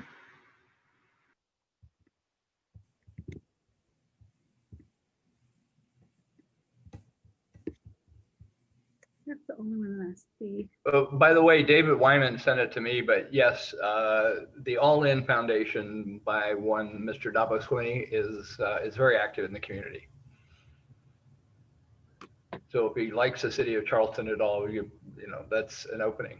And seeing Kelly's face, I still remember years ago when Kelly was doing the fundraising for the entrepreneurship division of the Academy of Management, and he got in trouble because he raised too much money. And they said, well, maybe we should ask entrepreneurship guys, ask Kelly, how do you raise money? And Kelly just said one word. He looked, ask. That the number one reason every country on earth that somebody doesn't get a grant is they didn't ask. That it as Mama sort of said, never hurts to ask as long as you ask nicely, ask smartly. That you know, again, and this sorry David, but this is something else that you can engage students in, because one of the things you want to avoid doing is sending grant money, any kind of donations into the university bureaucracy. You will never see it again. Right. But there's so much that my tagline forever has been students are our secret weapon, that students can do so much because no matter how they act, they care, and they are smart, and they like to get stuff done. And you know, that the degree that you can marshal that. And if any of you entrepreneurs out there in the community want to provide an apprenticeship, an internship for one of David's students, I'm sure he could arrange that. Well, and speaking of students, we are at the 7:15 point, and so we promised to announce the winner of our gender equality pitch competition. I'll say that there was a very clear winner, getting 44% of the vote, and that winner is Community Helper. Congratulations. Thank you so much. Thank you. It was such an awesome opportunity, and we're just like so excited. We loved all the other ideas. It'd be really cool if we could all get together in the future sometime and keep chatting about these issues. Sorry, I'm at a family dinner right now, but I'm very thankful for this opportunity, and I had a great time. And Sarah and I had such a fun time brainstorming back and forth, and we're very thankful for this opportunity. Well, congratulations. I guess you'll get with Dr. Wyman about that later, about getting the money. For now, what I'd also like to do is say that as a gift to all of our panelists today, we are providing signed copies of the Holy Spirit's book, which you can't really see on the way I have the camera, but the book from the Cocktail Bandits. So those of you on the panel today, just get in touch with me about how we can get the book to you. So I want to first thank everyone for this. It's been a great event. There's lots of ideas. There's still lots of conversation to have. And so while officially we are basically done, I'm going to keep this open and let discussion go on for as long as anybody else wants to stay here. I have no reason to shut this off. So everybody's welcome to stay. Everybody's welcome to open up and comment, ask questions. We had, excuse me, we had a good question just a moment ago about what is the School of Business doing to engage more with women of color students? And that is a really good question. Well, you're ahead of a lot of schools just by doing this. But if you wait till next November, I will be very cross. You should do this. You should do this, you know, monthly or every other month if you can. Yeah. Just keeping the conversation going. How much does it cost to run the Zoom for an hour? Zero. Yeah, zero. Yeah. Just Zero marginal costs are pretty Right. powerful. And you know, anything. I'm honored that you involved me. I was a little apprehensive that, and not just because the Ohio State thing, but I learned a lot. I've got half a page and I got like a lot of notes here, and anything I can do to be helpful in the future, David, let me know. Thank you. And I didn't even mention that some of this stuff could end up being publishable, but that's yes. Yeah, but you're gonna have to get Kelly. Put Kelly to work on that. There's an evil word. There's an evil word. See, I figure that's my job, and the rest of this stuff is David's job. Okay, well, that's okay. We diversify the workload.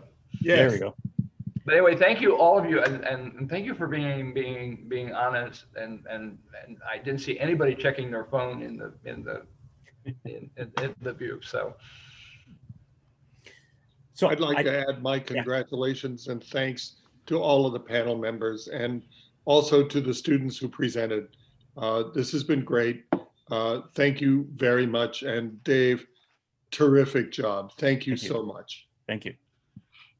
Except for the hat, maybe, but.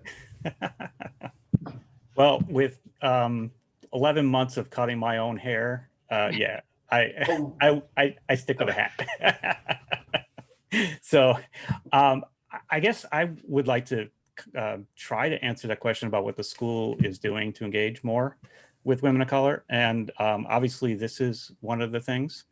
I have been pushing our department, at least, which is the biggest department in school, management marketing, to just at least bring in more representation into the class. So, you know, swapping out one example or one case or one speaker that is, you know, a person of color, a woman of color, a woman in general, just to be cognizant of, you know, what we're displaying, right? So what we're representing. If all we're showing, for bankers is white men, then that's the perception of what a banker is. So we need more of those built into the class.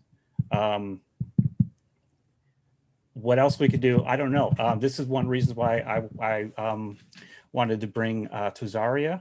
I don't know if she's still here, but yeah, she is.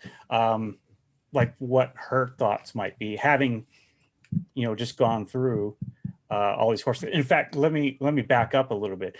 The whole reason this project all came about was because I had Tuzaria and blanking on the other student. Kiani. Yes. Oh no, I mean before that, Brittany. So Brittany, it was yes. You and Brittany took my business modeling class. Had a great concept, and back before COVID, I would take the class out for pizza after at the end of the semester, and at the end, I asked both of you, why don't we get more women of color in our entrepreneurship classes?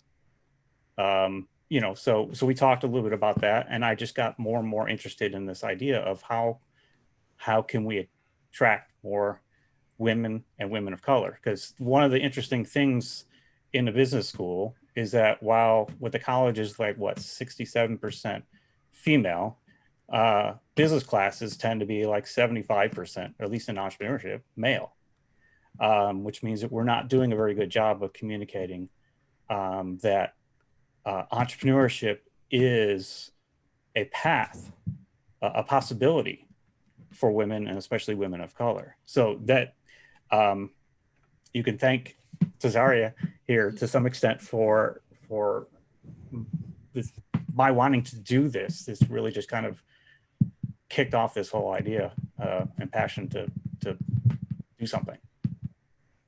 But I'd love to hear more what you think we could do more. I didn't want to bother you earlier. What I would like to see is more individuals who look similar to me teach, business courses, at the College of Charleston. I feel like it'll give that that student of color who's majoring in business, it would give them that jump to want to be more interested into like events like these, or opportunities that are given like from all the other professors, because that's what me personally, I don't see in the School of Business. And that unfortunately is a really hard problem to solve. One, because we haven't been able to hire for quite a while now, and who knows when we'll be able to hire somebody again. And two is that people of color in particular are lacking in PhD programs. So there is actually a thing called the PhD project. And our former colleague, Dr. Lakita Blockson, she participated in that when she was going through her PhD, and she continues to support that. And the idea is to encourage more people of color to pursue a PhD.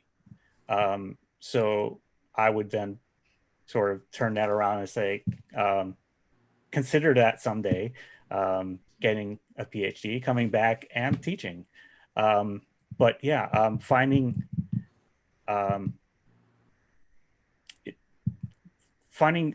ways to hire, that's the bigger challenge. Well, David, is it, in this wonderful world of Zoom, there are role models out there that you can reach out to. I had been thinking before about, ecosystem builders around the country, really around the world, who are, who could be brought in, that could speak to this. There, you could talk to, Jeff up at Rutgers. There are some who are very articulate. They would be very eager to, I think, very willing to be helpful. Right. And whatever the specialty they are. And if you can't find them, I can certainly help you. There are some, staggering talents. I mean, that's actually, I wonder if that's not the future of business schools. It'll all be curating rock star professors from around the world. Like, why ask me about creativity when I can call up Jeff Stamp or Tina Seelig and have them present, present. But so the schools get ahead of the curve on that. I mean, here's an opportunity. You could have, basically an all guest star class, and you could cover whatever, find out from your students who they want to see, what kinds of people. And I think it can be really a lot of fun. Add on to what Norris was explaining. I actually took a class with Dr. Wyman and Glenn Stockman, and we sit around in this office setting class, and we meet a lot of entrepreneurs from all the walks of life and all the aspects. I feel as though you can take that and implement it into a course with minority women of color entrepreneurs. And since they're both here, I think, well, I see Kelly, but also Dr. Wyman, who teach our intro, or currently teaching our intro to entrepreneurship class, which features a lot of speakers. How many women of color entrepreneur speakers have you been able to bring in? I'd like to answer the question of how many I'm going to have next semester when I'm really responsible for it myself. Yeah, there and you the go. answer is more. Good answer. Good answer. I think that's a great answer, and I would totally agree with Kelly. And in fact, we have a very important competition in 2 weeks' time, and I would love to have one of the women of color be a judge on that. It's called Impact X. So if one of those would like to send me a private note and say you're interested, we typically try for gender equality. So we're looking for 1 or 2 more women judges. So if any of you are interested, just send me a private note now and I will contact you afterwards. I would also like to say, I think this was really a tremendous forum, and I learned a lot, and I appreciate a lot of the issues that you've all brought up, because I do think they are issues. And I don't know that we have easy solutions to these, but I do think these are very, very important issues. So, and I do actually love Tazaria's idea that we could actually do a 1-credit class. I think that's an awesome idea, where we could actually sit around and really do the same thing that Kelly is actually teaching this class this semester with Glenn Starkman. So, when we get great ideas, the one thing we do at College of Charleston is act on them. And I think that's really a credit to my partners here, Kelly and Dave. So congratulations. How many students show up are typically in this intro class? The intro class, for example, we bring in for the intro class in Entrepreneurship 200 this semester, we have on average, we have 3 classes where they're all taught individually. And then we bring them together on a Thursday session, and we have this semester 95 students where they listen to a great entrepreneur and we brought in just amazing entrepreneurs the whole time. And we do have a number of women entrepreneurs. We try to get really a lot of women entrepreneurs, have a lot of gender diversity. But one of the great things about this forum is I honestly don't know as many women of color entrepreneurs as I would like. So that's where it would be really great to interact with many of these. There are schools, David, that have, well, David, that they have the students go out and find their model entrepreneur, who's someone, and it is amazing that people, they're probably not going to get Richard Branson, but that there's somebody you would, like for instance, Tesorio admires in Charleston, or well, anywhere, given our world, is that they try to develop a one-on-one relationship. It doesn't have to be a lot of hours of contact, but just being able to have a conversation with this, super mentor, and then they bring back and share that experience with the class, and everybody benefits. I don't know. We have done that in other classes where we actually in a entrepreneurial leadership class, where we do have a leadership choice project where people do it. For example, in San Diego, we had all our students. They were very keen on baseball. They actually got to interview Tommy Lasorda in the Dodgers bug out. So I think that's a great idea, and we should incorporate that more often. Norris. That's a great idea. Yeah, and in fact, one of our former students works for Richard Branson. That's true too. Yeah. Wow. Yeah, on an island. Yes, on Necker Island. Yeah. I do want to say that one of the things that we do as a lender is we make or form relationships with a lot of organizations in South Carolina, such as the Small Business Development Center. There's different ones across, different locations across the state. And we utilize them to, find different entrepreneurs that need financing. A lot of times they send people to us. And I think that would be a good way for College of Charleston, or good relationships for them to form, where you can connect with entrepreneurs that could come in and speak to students. And like you said, it's good to see, other women of color, be able to come into the classroom and talk to the students. For instance, at Benedict, they now have the Women's Business Center. And that just opened, I think, last month. And I think that would be a good resource to actually find different entrepreneurs that could come in and speak with the students. SBDC, Women's Business Center, and the HBCUs as well. Yeah, I have a little bit of a network that I've built up. I realized a couple of years ago that the judges in my pitch competition were all middle-aged white men. And, so when there was teams, all women students pitching something that was targeted at women, they kind of had a hard time understanding. And that's when I realized, oh, I need to, so I've expanded. In fact, that's where much of last year's panel came from. Our people that I've used as judges in my pitch competition in my regular entrepreneurship class. But definitely we can, I've met a lot of new people here tonight through this event. So it's great to keep, expanding on that network. And, definitely, well, hiring somebody is a challenge. Bringing somebody into a classroom is definitely very doable. And yeah, the college right now is working, or some faculty are working on a race equity and inclusion requirement. And so, well, that's got a ways to go, but that should help a little bit, depending on how that works out. Abdu, how good are you at keeping in touch with your alumni? That alumni can be a tremendous source of referrals. I mean, probably won't get Mr. Branson, Sir Richard Branson, but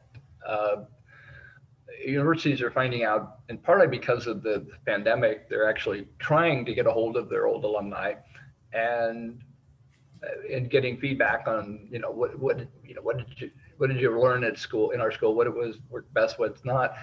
And it's a really easy opportunity to say, who do you know who might be a good guest speaker or a mentor for students? And, it may have, I assume that 20 years ago, College of Charleston was probably less diverse than it is now.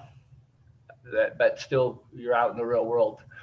That who knows where these folks have gone. But I would, it's certainly a suggestion, even before you ask them for money, that asking for their advice is going to be very powerful.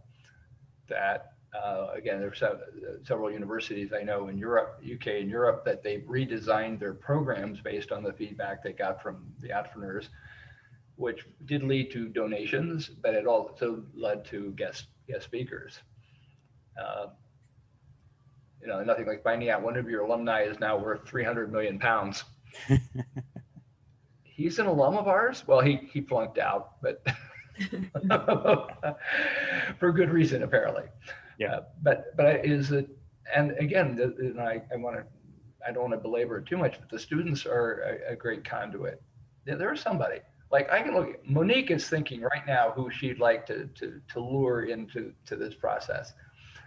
And Monique, since you're David's boss on this project, Monique, who's your dream person to bring in? A dream person to come in. I mean, you already have Kelly, so, but you're gonna have, it's gonna be hard to top that, but. Right.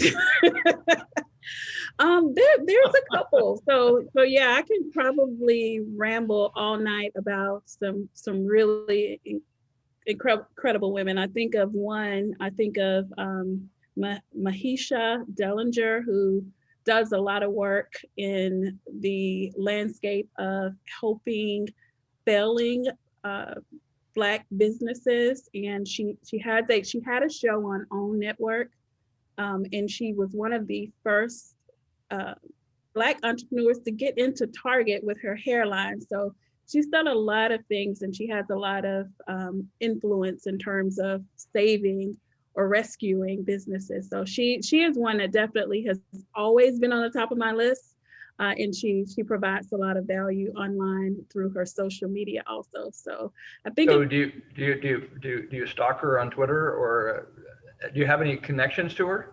I do. We have actually, I've been in communications with her, and I expressed the need for her type of work here in Charleston, and she was very open to it.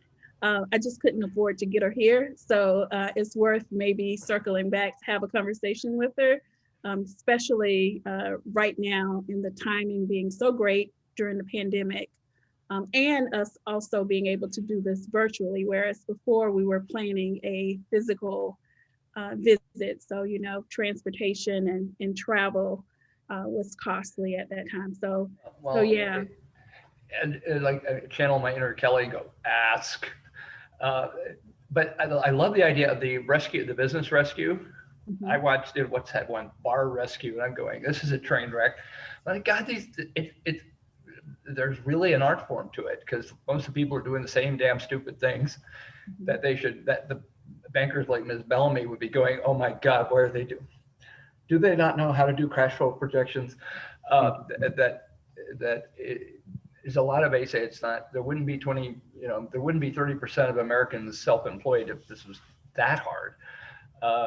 But the common sense is not common. And maybe there's a hook there that you guys can develop something that maybe, but reaching out. Audrey, who would be your dream person to bring in? Oh, living or dead? I have lost my mystical powers, so better be alive. Well, I mean, when you think about someone who's a motivator, who can inspire, who can bring the crowd, you got to think Madam Oprah. I mean, there is there. If you ask really nicely, she'll fit in your schedule in at least 3 years. And I'm sure we ask. But her people, you'll probably get her people, but her people probably have a list of people that they say, well, we can't make promises for Ms. Winfrey, but have you thought about, and they may even know someone in Carolina. Well, I think they're in Birmingham right now. It originated in Cleveland, it's MIXTROZ. It's this marvelous app that it's a mother-daughter.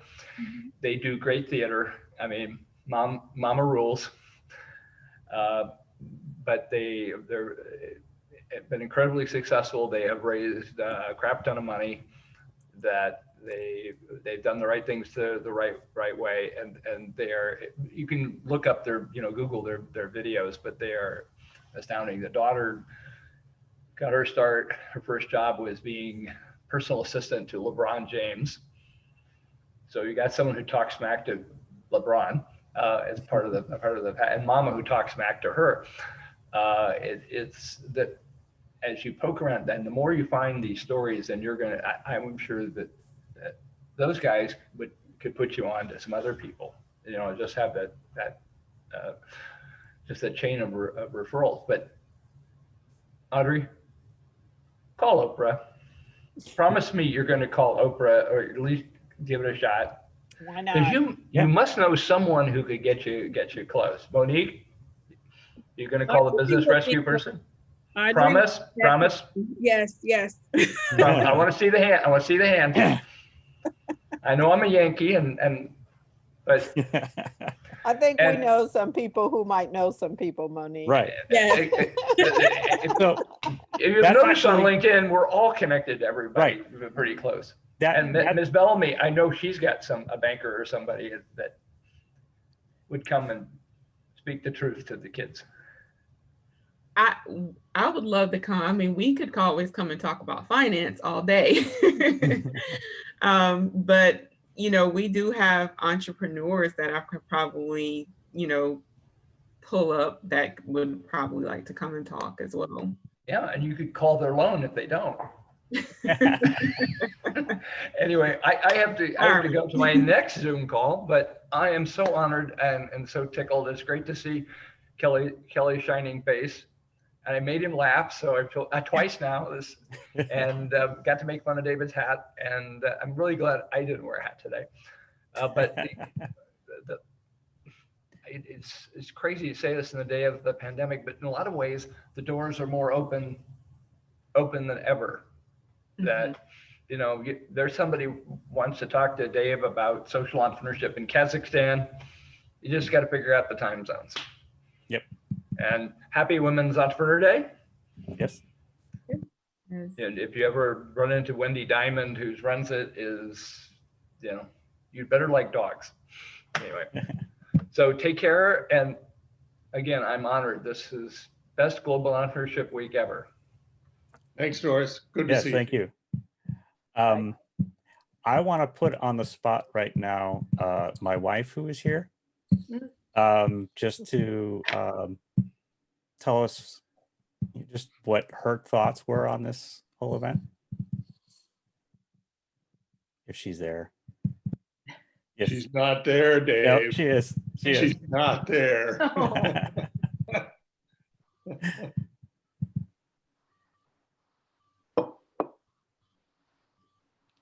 So she's unmuted. Oh. Well, maybe she doesn't have a mic set up. She's downstairs. I'm upstairs in my office. All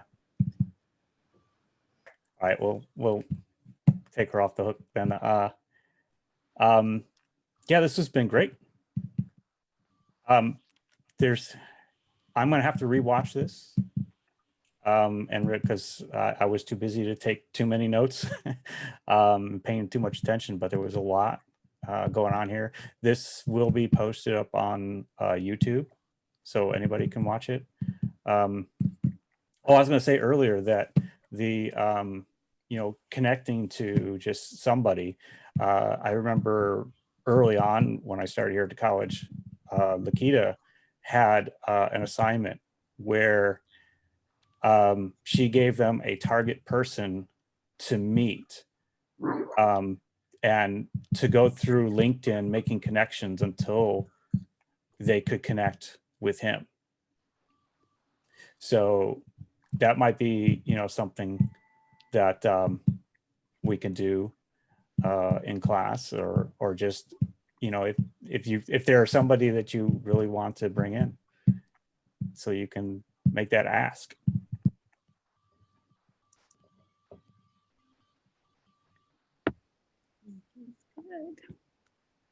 Any other comments, questions, suggestions, ideas, thoughts, critiques? No, but maybe Dr. Hanson, we can pull together a feedback survey to send out so that we can gauge interest and also any opportunities for what's to come. And that would be a good way to capture the feedback that we didn't get tonight. Yeah, so somebody had mentioned creating like an email list. And so I have all the registration emails. So we can do that. Okay. Okay. All right. Thank you For all. having me. Yes, thank you for coming. This has been great. Thank you for having me. Yeah. Thank you for coming. Thank you. Good night. Dr. Hanson, I'll be in touch with you tomorrow. Okay. All right. All right. Night, Take care. everyone. Night. Good night, everyone. Thanks, Dave. Yeah, thank you. Oh, and let's talk about the idea about publication. All right, fair enough. Because obviously, I need more publications. I'm too busy thinking about doing practical things to think about the research aspect. Well, it is a sad commentary on academia that we really have to do both. Mm-hmm. You're so much better at this. It's great. Again, thanks for doing it. Yeah, I'm happy to. And I think, I'm definitely going to build something from this for spring semester and into summer. So this isn't the end for sure. Good. Which is why it's second annual forum, but I had a vision at one point of doing like a monthly series of some kind. So somebody brought that up, and maybe that's what we'll do. But maybe I'll put students in charge of that. Taking the idea from Martin Atkins, who is a musician, going way back to early or late 70s. Teaches up at he was a keynote speaker at USASP that you didn't go to. There was one in New Orleans, I think. And anyway, he teaches in the music department in a university in Illinois, and I can't remember what it is. But he teaches like an entrepreneurship class, teaching people how to work in the music business. So they do projects like put on a show, right? Yeah. Work the stage, sell the tickets, and all Yeah. that. Right. And so I could certainly see, having students do, like in teams organizing, one little Zoom event. Easily. Project. Yeah. In fact, one of the 445 classes years ago had a rock concert. Oh, wow. They had a rock concert. We don't want to know how they did it, but they had kegs and they had shrimp and they hired a band. Wow. And they actually made enough money. They made $3,000. Wow. Over expenses and put that into the class. Cool. So it does work. Yeah. All right. So unless anybody's got anything else to add, I'll go ahead and end this so we can get the recording. Alrighty. Stop, and I'll send you the transcript. I appreciate it. Thank you. Yeah. Take Thank care, you. bud. All right. You too. Bye-bye. Bye.